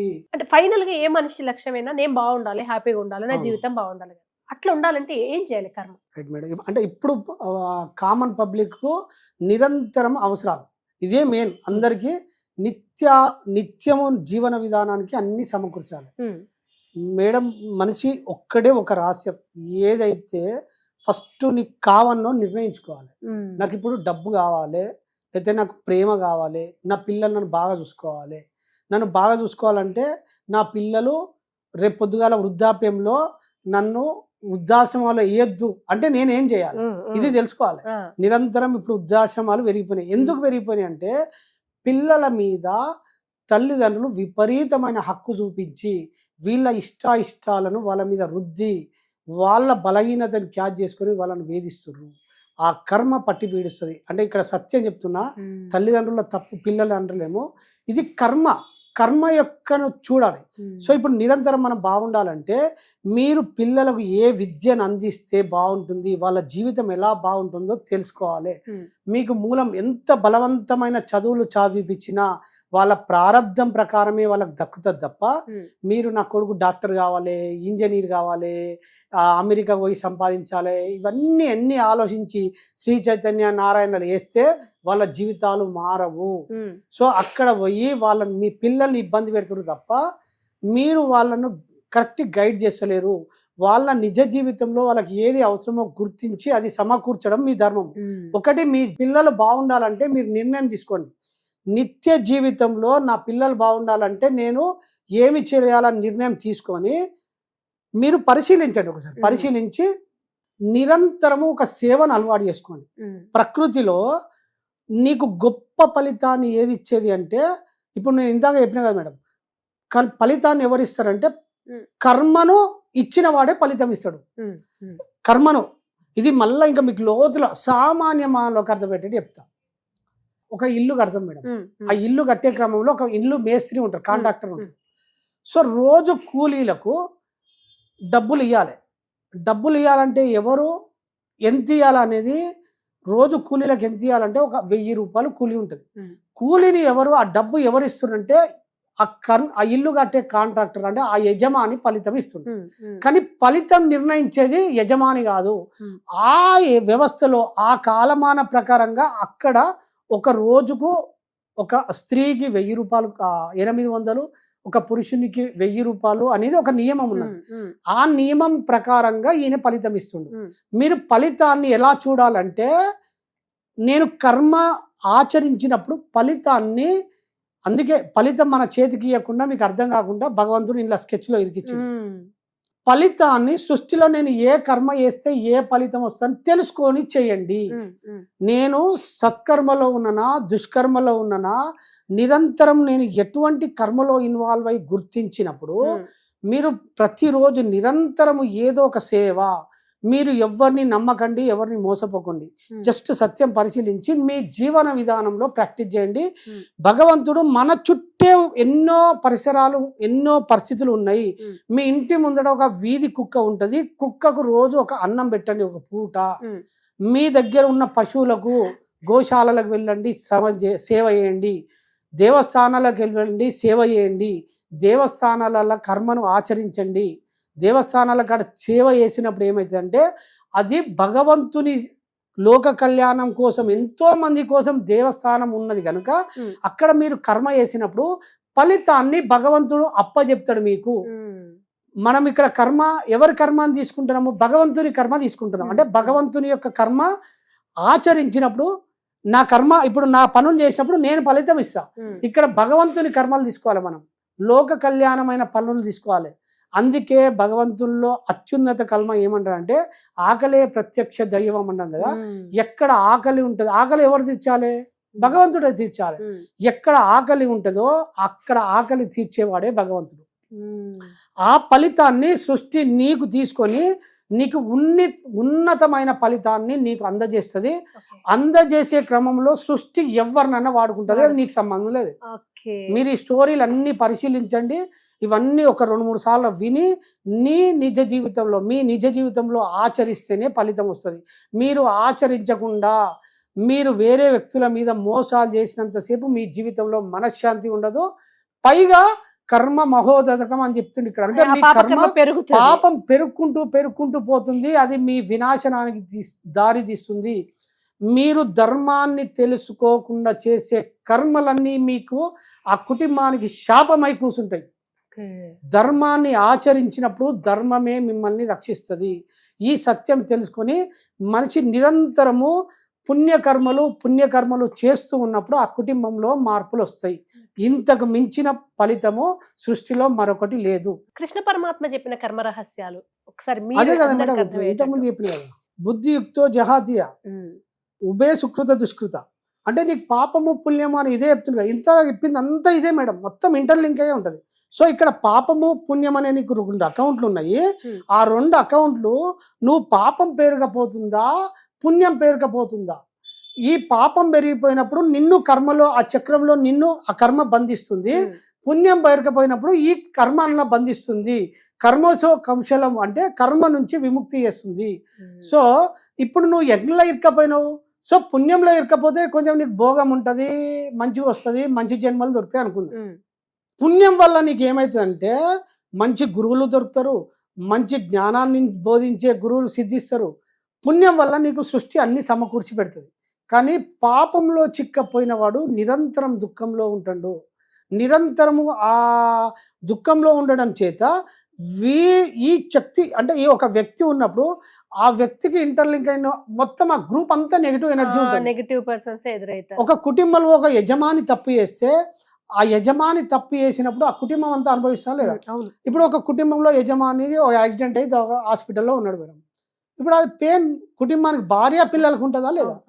సో అందుకే నిరంతరం పుణ్యకర్మలు మనిషి ఆచరించినప్పుడే నువ్వు ఈ కర్మయోగంలో నుంచి మెల్లగా బయటకు వస్తావు. మరి రమణులు చెప్పిన నేనెవరు అని తెలుసుకుని కర్మ చేయడం ఎట్లా? నేను ఎవరు అన్నది అది మళ్ళా ప్యూర్ వేర్ మేడం. ఇక్కడ భగవాన్ నేనెవరు అని తెలుసుకోను. అప్పుడు భగవాన్ ఎందుకు చెప్పిండంటే, ఫస్ట్ మనిషి ఎన్నో కష్ట నష్టాలు నిరంతరం కష్టాలలో ఉన్నప్పుడు నీకు అన్ని కర్మలు పోవాలంటే ఫస్ట్ నేనెవరో తెలుసుకోమన్నారు. అంటే నేనెవరు తెలుసుకున్నప్పుడు నీకు కర్మ అంటుకోకుండా ఉంటుంది అన్నమాట. ఇక్కడ 2 నేనులు ఉంటాయి మేడం. భగవాన్ చెప్పిన ఆత్మ విచారణ మార్గము అన్ని యోగాలకు అన్ని సారాలను కలిపితే ఆత్మ విచారణ మార్గం అతి సులువైంది. నేనెవరనే మార్గం ఎంచుకున్నప్పుడు ఆయన సులువుగా ఆత్మ విచారణ ఒకసారి నేను ఎవరు, నేను ఎక్కడ పుడుతుంది తెలుసుకున్నప్పుడు నీకు సత్యం అర్థమవుతుంది. నేను ఎక్కడ పుడుతున్నా అని తెలుసుకోవడంలో ఫస్ట్ ఇక్కడ మనిషి తెలుసుకోవాల్సింది నేను అంటున్నాం, నిరంతరంగా నేను అంటున్నాం. మరి నేనంటే ఈ శరీరమా, నేనంటే ఈ మనస్సా, మరి నేను అంటే ఏంది, ఈ తత్వం ఎక్కడ స్టార్ట్ అయింది తెలుసుకున్నప్పుడు ఇక్కడ 2 నేనులు ఉంటాయి. ఒక నేను నీ లోపల ప్యూర్ ఎనర్జీ, నేను ఆత్మను, నేను చైతన్యాన్ని. సో ఇక్కడ నేను ఆత్మను అని ఎవడని అనుకుంటున్నా మనిషి? ఎవడు అనుకుంటలేడు. నేనే భగవంతుణ్ణి, నేనే ఆత్మస్వరూపమైన నేను ఉన్నా అని ఎవడు అనుకుంటలేడు. సో ఇప్పుడు ఆ నేను అనేది మొత్తం కంప్లీట్గా మర్చిపోయాడు. ఇక్కడ 2 నేనులు బాగా గుర్తించాలి మనం. భగవాన్ చెప్పిన ఆత్మ విచారణలో 2 నేనులు ఉంటాయి. ఈ 2 నేనులో మొదటి నేను అంటే అసలైన నేను ఎక్కడున్నదంటే నీ లోపల ఆత్మ చైతన్యం ఉన్నది. ఇప్పుడు నేను అది అనుకుంటలేను కదా, నేనే ఆత్మ చైతన్యాన్ని అనుకుంటున్నాను అంటే దేహం, పేరు, నా కీర్తి ఇవన్నీ అనుకుంటున్నాను. ఈ అనుకుంటున్నప్పుడు అది టోటల్గా డిటాచ్ అయింది. అంటే అది అక్కడే ఉన్నది కానీ నేను అనుకోకపోవడం వల్ల గుర్తిస్తలేను. సో అది గుర్తించడం వల్ల ఇంకో నేను ఉన్నది ఇక్కడ. ఇంకో నేను ఎవరు? అసలు నేను అని నేను అనుకుంటలేను కదా. మరి అది నేను అనుకోకపోతే ఇంకో నేను ఉన్నదా లేదా? అహం కదా. అదే అహం అంటే నేనే మేడం. అహం ఎట్లా పుట్టింది, ఎక్కడ పుట్టింది, ఎట్లా స్టార్ట్ అయింది? ఇది ఆత్మ విచారణ ఏమని చెప్పిండు భగవాన్. ఇది ఎక్కడ పుడుతుంది అంటే ఇక్కడ ద్వైతం అద్వైతం 2 వస్తాయి. ద్వైతం అంటే మనం ఆత్మనిష్టలో ఉన్నప్పుడు ద్వైతంలో ఉంటాము. ఎప్పుడైతే ఈ ద్వైతంలోకి వచ్చినప్పుడు అద్వైతంలో నుంచి ద్వైతంలోకి వస్తాం కదా, అంటే తల్లి గర్భంలో నుంచి బయటికి వచ్చిన తర్వాత ఆ తల్లి గర్భంలో జరిగిన స్థితి ఉన్నది కదా, ఆ స్థితిని మర్చిపోయి ప్రపంచంలోకి వచ్చిన తర్వాత అక్కడ ఏం స్టార్ట్ అవుతుంది? ఈ ప్రపంచంలోకి వచ్చింది శిశువు, అక్కడ ఏం స్టార్ట్ అయింది? అంతకు ముందుకు అసలు ఈ ప్రపంచమే, ఈ లోకమే పరిచయం కాలేదు. కానీ ఒక చిన్న పసిబాబా, ఒక పసిపాప, పసిబాలుడు బయటకు వచ్చిండు. బయటికి వచ్చిన తర్వాత ఏమి జరిగింది? ప్యూర్ అట్లే ఉన్నాడు. ఆయనకి ఇంకా ఈ లోకం మరకలే అంటుకోలే, ఏ వాసనలు లేవు, ఏ దోషాలు లేవు. కానీ స్టార్ట్ అవుతుంది. ఏం స్టార్ట్ అయింది అంటే ఒక ఐడెంటిఫికేషన్ స్టార్ట్ అయింది. నేను ఈ పలాని తల్లిదండ్రుల సిద్ధయ్య భాగ్యమ్మల కొడుకును. ఇప్పుడు నేనున్నా, మా ఫాదర్ పేరు భాగ్యమ్మ, పలాని దంపతులకు కొడుకు పుట్టిండు అంటున్నాను. ఇక్కడ ఏం స్టార్ట్ అయింది అంటే 2 పేరెంట్స్ అంటే దంపతులు అనే పదము ఈ బాబుకు అతుకున్నది. సో ఈ బంధం స్టార్ట్ అయినప్పుడు పలాని వారికి అంటే ఇక్కడ 2గా విడిదీసిపోయింది. ద్వైతం నుంచి అద్వైతం నుంచి ద్వైతంలోకి వచ్చినప్పుడు 2గా విడిపోయింది. ఇక్కడ పేరెంట్స్ అనేది అటాచ్ స్టార్ట్ అయింది. కానీ ఇది ప్రపంచంలో జరిగింది, ఇంకా బాలునికి అతుక్కోలేదు. ఆయనకు అర్థమైతలేదు, కాన్షియస్ తెలియదు. వీళ్ళు మాట్లాడుకుంటారు. ఇవే లేకపోతే మా తల్లిదండ్రులు, మా సిస్టరు, మా అక్క అంటే వీళ్ళ ఐడెంటిఫికేషన్ అతికిచ్చారు. ఈ కాలక్రమంలో తల్లి ఆ పెంపకంలో ఏం జరుగుతుంది అంటే తల్లి పెంచి పోషిస్తుంది కదా. అందుకే చిన్న పిల్లలు భగవంతునితో సమాధానం ఎందుకంటారు అంటే వాళ్ళకి మనకలు అంటారు కదా. ఎప్పుడైతే బాలుడు పెరిగినప్పుడు బాలులు ఆలనా పాలన తల్లి పోషిస్తుంది కదా. ఈ ప్రపంచం నుంచి మీ అమ్మ అంటారు కదా. సో ఇక్కడ నేను మా అమ్మని పిలవాలి, మమ్మీని అమ్మ అని పిలవాలి. నేను అమ్మ అని పిలవాలంటే నాకు ఒకటి కావాలి. ఏం కావాలి? నేను రైట్. ఇప్పుడు నేను ఫీల్ కావాలంటే ముందు నన్ను నేను ఫీల్. ఇప్పుడు అమ్మ అని పిలవాలంటే నేను అనేది స్పృహించాలి. సో ఇప్పుడు ఈ బాలునికి ఏమొచ్చింది అంటే అమ్మ వలన నేను అనేది స్పృహ స్టార్ట్ అయింది. అంతే.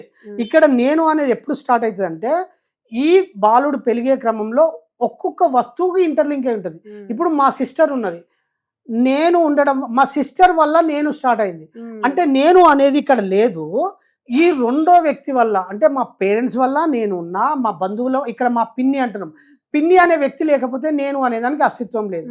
ఇప్పుడు ఈ వాటర్ బాటిల్ ఉంది, నేను వాటర్ బాటిల్ కొనుక్కున్నా, ఈ వాటర్ బాటిల్ లేకపోతే నేను అనేదానికి ఐడెంటిఫికేషనే లేదు.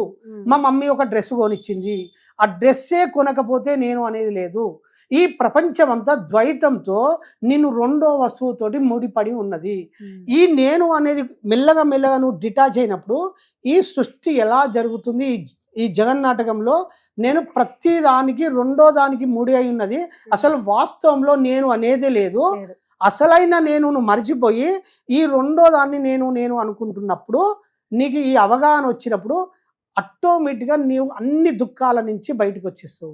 రెండుగా స్ప్లిట్ అయి చూడడం మానేస్తే ప్రాబ్లం ఉంది. ప్రాబ్లం లేదు. ఇప్పుడు సంతోష్ బుద్ధాన్ని చూస్తున్నా అన్నప్పుడే అక్కడ ఎదురుగా మీరున్నప్పుడు ఇక్కడ నాలో కృష్ణవేణి పుడుతుంది. అవునాను. అంతా ఒకటే అనుకున్నప్పుడు కదలంది మొత్తం వ్యాప్తి చెందినప్పుడు ఇంక ఇక్కడ ఏం ఉండదు. అంతే. మీరుండరు, కెమెరా ఉండదు, నేను ఉండను, అంత ఒకటే. అదే అద్వైత భావంలోకి వచ్చేస్తుంది. అంతే సింపుల్. అవును, అవును. ఇదే అంటే భగవాన్ ఏంటంటే అతి సులభంగా ఈ మార్గం అందించింది.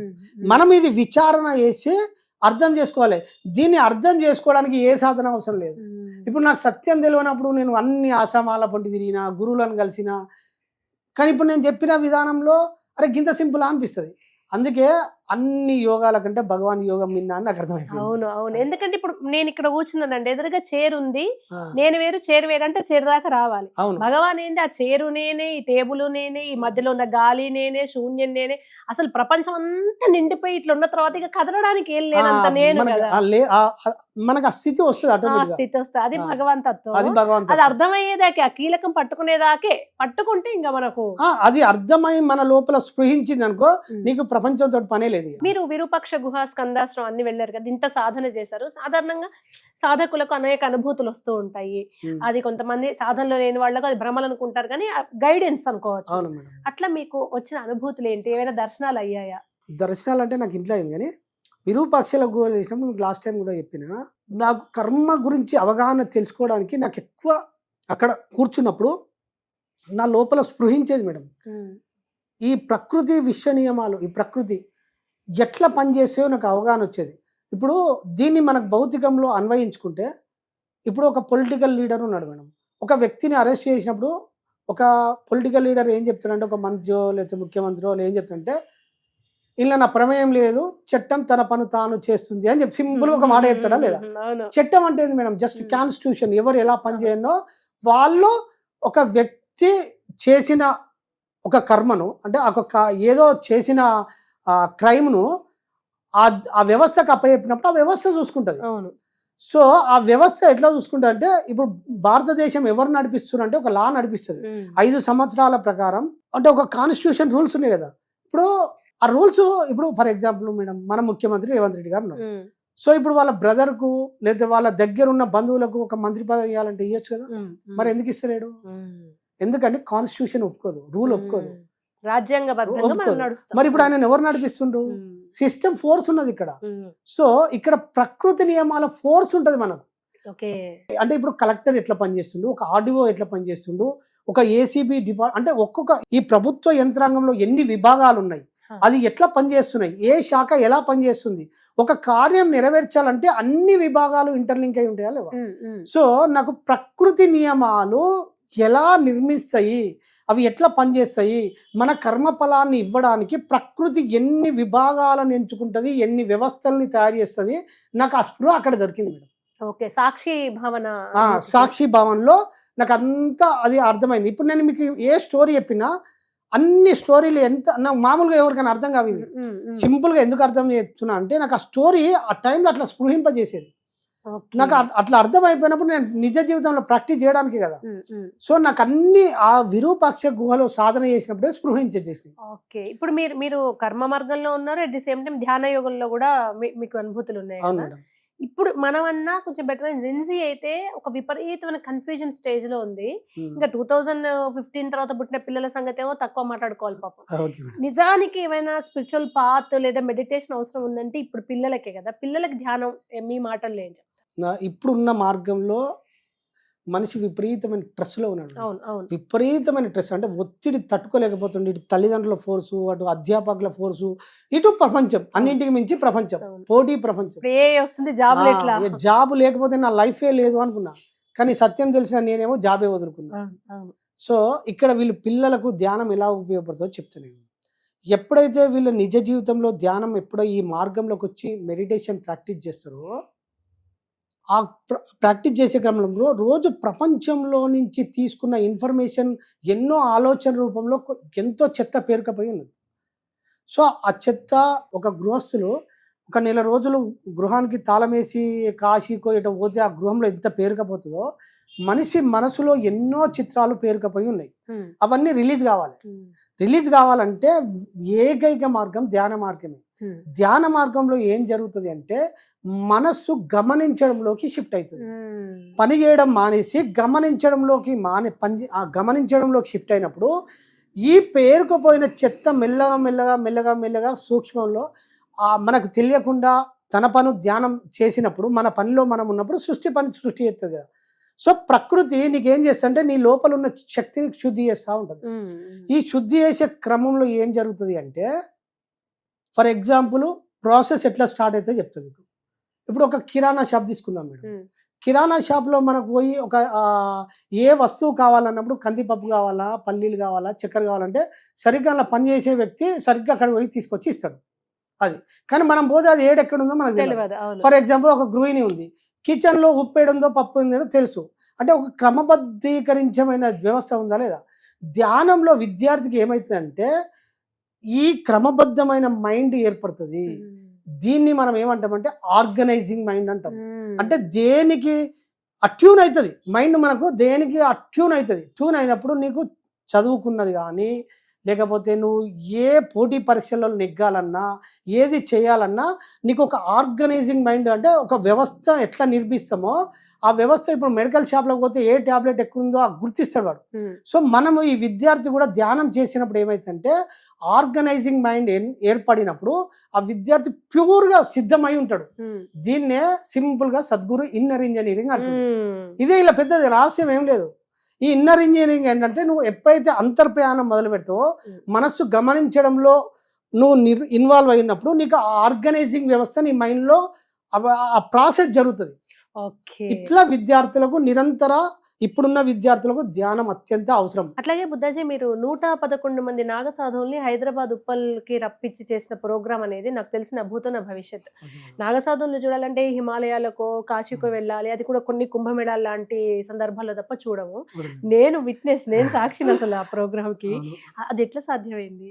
అది ఎట్లా సాధ్యమైందంటే దాన్ని మీరు ప్రత్యక్షంగా చూసిరు కదా మేడం. అసలు అంత పెద్ద ఈవెంట్ చేస్తాను నేను కూడా ఎక్స్పెక్ట్ చేయలేదు. దీన్ని మీరు లోతులోకి వెళ్ళి పరిశీలిస్తే మళ్ళీ కర్మ ఇంటర్లిటెడ్ సేవ ఉంటుంది.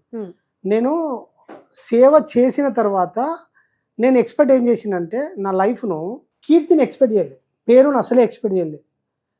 కీర్తి పేరు ఇవి పక్క పెట్టి నా ఫిజికల్ లైఫ్ బాగుండాలి, నేను ఒక ఎక్స్పెరిమెంట్ కావాలి అనుకొని నేను నా నిజ జీవితంలో అంటే కర్మను ఒక ఉద్యమంలాగా చేసిన. ఉద్యమం ఎట్లా చేస్తారో నా కర్మను అట్లా ఆచరించిన. అసలు నేను కర్మ చేయని రోజు లేకుండా, సత్కర్మ చేయని రోజు లేకుండా చేసిన.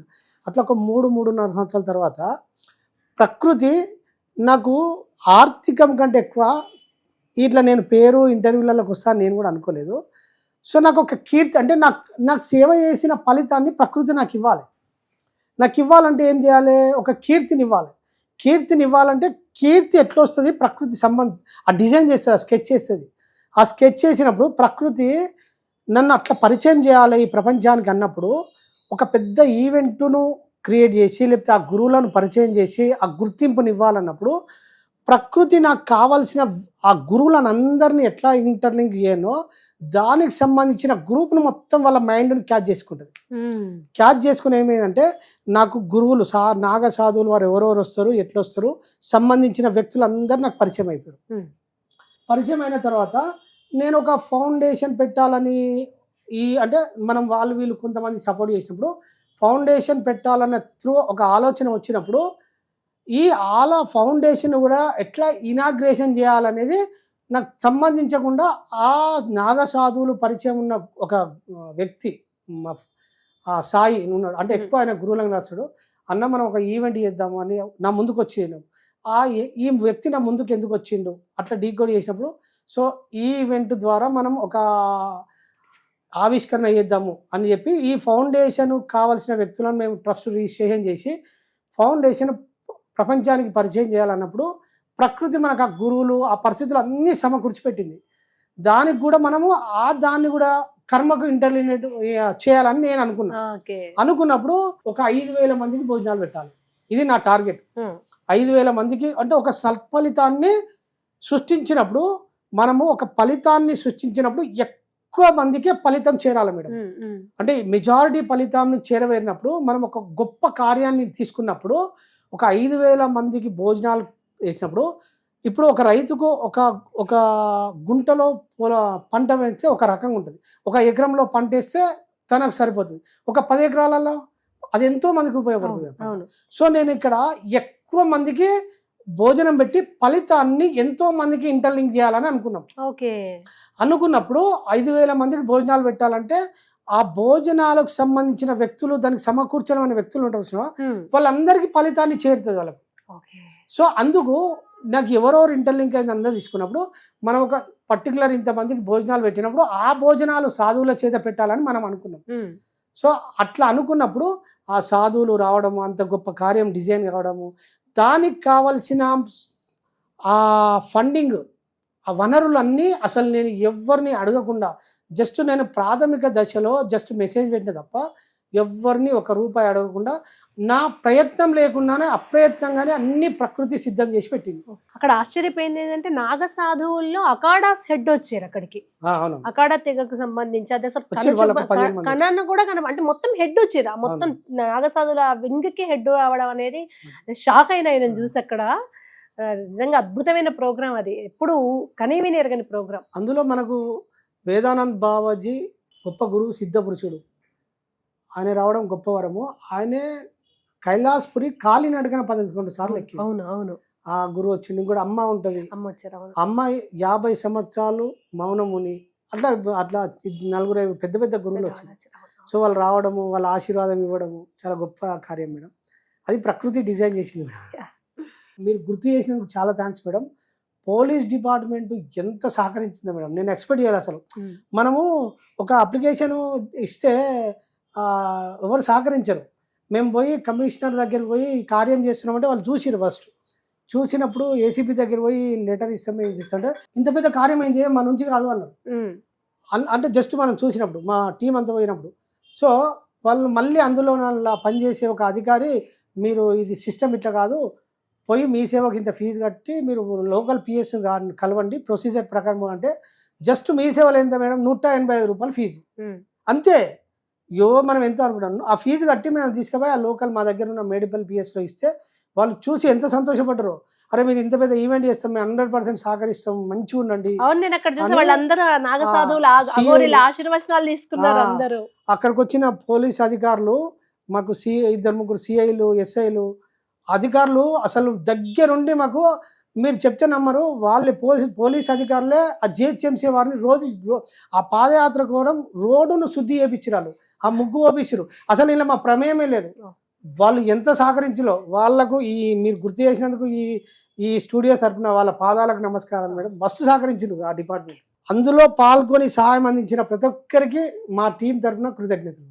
ఫైనల్ గా ఇంకొక క్వశ్చన్ బుద్ధాజీ, వైతరణి నది దాటడం అంటారు కదా, ఇది ఇప్పుడు మీరు స్పిరిచువల్ పాత్రలో ఉన్నారు, దీన్ని మీరు ఎట్లా ఎక్స్ప్లెయిన్ చేస్తారు? వైతరణి నది అంటే మనకి ఇప్పుడు పండితులు లేకపోతే కొంత ఏం చేస్తారంటే, చనిపోయిన తర్వాత అక్కడ ఒక రక్తపు నది ప్రవహిస్తుంది. అందులో భగవంతుడు వారి కర్మలకు ఆ రక్తపు నదిలో వీళ్ళను దాటవేయాలనేది కొంత పండితులు, మీరు యూట్యూబ్ ఓపెన్ చేస్తే అదే వస్తుంది. సో రియాలిటీలో మనం బాగా పరిశీలించి చూడాలి. పరిశీలించి చూస్తే ఏమైతుందంటే, చనిపోయిన తర్వాత రక్తపు నది కాదు, జీవిత చక్రాన్ని దాటడము అంటే రక్త మాంసాలను దాటడము. నిజం అంటే రక్త మాంసాలను మనిషి ఎప్పుడైతే దాటుతాడో ఆ వ్యక్తి రక్త మాంసాలను దాటినప్పుడే మోక్ష మార్గానికి అర్హుడు. ఈ రక్త మాంసాలతో నిండిన దేహ భావనను దాటాలి. సో నువ్వు మనిషి కైవల్య స్థితికి చేరుకోవాలంటే ఈ రక్త మాంసాలు అంటే వీని కర్మానుసారంగా శరీరం దక్కుతుంది కదా. సో ఇప్పుడు మనిషి ఏ కర్మలు చేస్తుండే, ఎన్నో కర్మల్లో చిక్కుపోయినాడు. మీకు ఇంతకుముందు చెప్పిన ఏ స్టోరీ ఇంటర్లింక్ చేసినా ఆ కర్మను బట్టి మనకి ఆ శరీరం దొరుకుతుంది. ఆ శరీరం దొరికినప్పుడు శరీరం ఉండాలంటే ఏంది, రక్తం ఉండాలి, మాంసం ఉండాలి. సో వీను ఇప్పుడు ఆ బాధ అనుభవించాలంటే శరీరము ఏదో, ఆ శరీరం ఉంటేనే వీడు ఆ బాధ అనుభవిస్తాడు. లేకపోతే ఒక యాక్సిడెంట్ అయితేనే రక్తం పోతుంది. ఆ రక్తం పోయినప్పుడు వీడు బాధపడతాడా లేదా?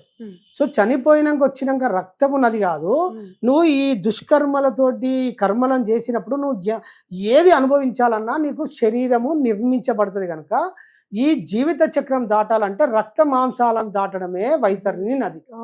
ఇది అర్థం చేసుకోవాలి మనం. ఓకే, అక్కడెక్కడో ఉన్న నది కాదు, ఇందులో ఉన్న ఈ రక్త మాంసాలను దేహ భావన వదిలేస్తే ఇదే వైతరిణి నది దాటడం, స్వర్గం మోక్షం. అదే ఫైనల్. అది ఫైనల్ గా బుద్ధాజీ మన సుమన్ టీవీ ప్రేక్షకులకి షార్ట్ కట్ లో ఏం చేస్తే బాగుంటుంది, కర్మని రమణ మార్గాన్ని ఎట్లా అనుసరించాలి మీ మాటలు? భగవాన్ ఒక్కడే ఒక మార్గం చెప్పిండు. మీరు సత్యం తెలుసుకోవాలంటే ఆత్మ విచారణతోటి నేనెవరు తెలుసుకోమన్నారు. ప్రపంచం అనే మాయలో పరిగెత్తడం ఆనేసి మీరు ఫస్ట్ మీ మనస్సును తెలుసుకొని స్పృహ మీద దృష్టి పెట్టండి. జస్ట్ మీరు స్పృహ మీద దృష్టి పెట్టి కళ్ళు మూసుకొని జస్ట్ గమనించండి. గమనిస్తే మీ లోపల మీరు ఎప్పుడైతే అంతర్ప్రయాణంలోకి వెళ్ళిపోతారో, మీరు అంతర్ప్రయాణంలోకి వెళ్ళిపోయినప్పుడు మీకు సృష్టిలో ఉన్న ఒక 3 మహావాక్యాలు మీ జీవితంలో అనుభవం అయి తీరుతాయి. ఈ మహావాక్యాలు అసతోమయ సద్గమయ, తమసోమ జ్యోతిర్గమయ, మృత్యోర్మ అమృతాంగమయ. అంటే అసత్యం నుంచి నువ్వు సత్యం వైపు వస్తావు, అజ్ఞానం నుంచి వెలుగు వైపు వస్తావు, అంధకారం అంటే మృత్యు నుంచి అమృతత్వం వైపు వస్తావు. సో ఇది నువ్వు ఆచరించినప్పుడు నీ జీవితం అటోమేటు అజ్ఞానం నుంచి సత్యం వైపు వచ్చినప్పుడు, నువ్వు ఆ ధర్మాన్ని పాటించినప్పుడు మీ జీవితం ఎంత వద్దన్నా నీ మనశ్శాంతి, నీ చుట్టూ ఆనందము, నీకు కోరుకున్న దుఃఖం రాదు మేడం. నాకు ఎంతమంది మా కొడుకును గుర్తు రాసిన కన్నీట చుక్క కూడా రాదు. మీకు క్లారిటీ వచ్చింది, ఏం జరిగింది, ఎందుకు వచ్చారు, ఎందుకు పోయారు, ఆ పోవడం వెనక మీ కర్మ ఏంటిది, ఇదంతా ఎందుకు డిజైన్ చేయబడ్డారో మీకు క్లారిటీ ఉంది. ఆ ప్రకృతి ధర్మాలు ఈ మనిషి బాగా గుర్తించవలసింది. ఇప్పుడు మీరు మన ఇంటర్వ్యూ మొత్తం ప్రకృతి ధర్మాలు ఎట్లా పనిచేస్తున్నాయి గుర్తించగలిగి మీరు దాన్ని పాటించండి. ప్రపంచంలో ఇన్వాల్వ్ అయ్యి మీరు మరింత దుష్కర్మలు చేయొద్దు అనేది మన భావన. Thank you Buddhaji. Suman TV viewers కూడా ఒక రిక్వెస్ట్, మీకు కర్మ సిద్ధాంతం లేదా మీ జీవితానికి సంబంధించిన సమస్యలు, వాటికి సొల్యూషన్ ఎట్లా ఎక్కడికొక్కడికో తిరిగి డబ్బులు వేస్ట్ చేసుకోకండి. మీకు ఎటువంటి సందేహం ఉన్నా కామెంట్ సెక్షన్లో మీ ప్రశ్నలు చెప్పండి. మళ్ళీ బుద్ధాజీ గారు వస్తారు. కేవలం నెక్స్ట్ సెషన్ అంతా కూడా ఆ ప్రశ్నలకి బుద్ధాజీ గారి మాటల్లో మనం సమాధానాలు తెలుసుకుందాము. Thank you so much Santosh Buddhaji. మళ్ళీ కూడా రావాలి మా వ్యూవర్స్ క్వశ్చన్స్ ఆన్సర్ చేయడం కోసం. మనం ఇది కంటిన్యూ చేద్దాము. Once again thank you so much.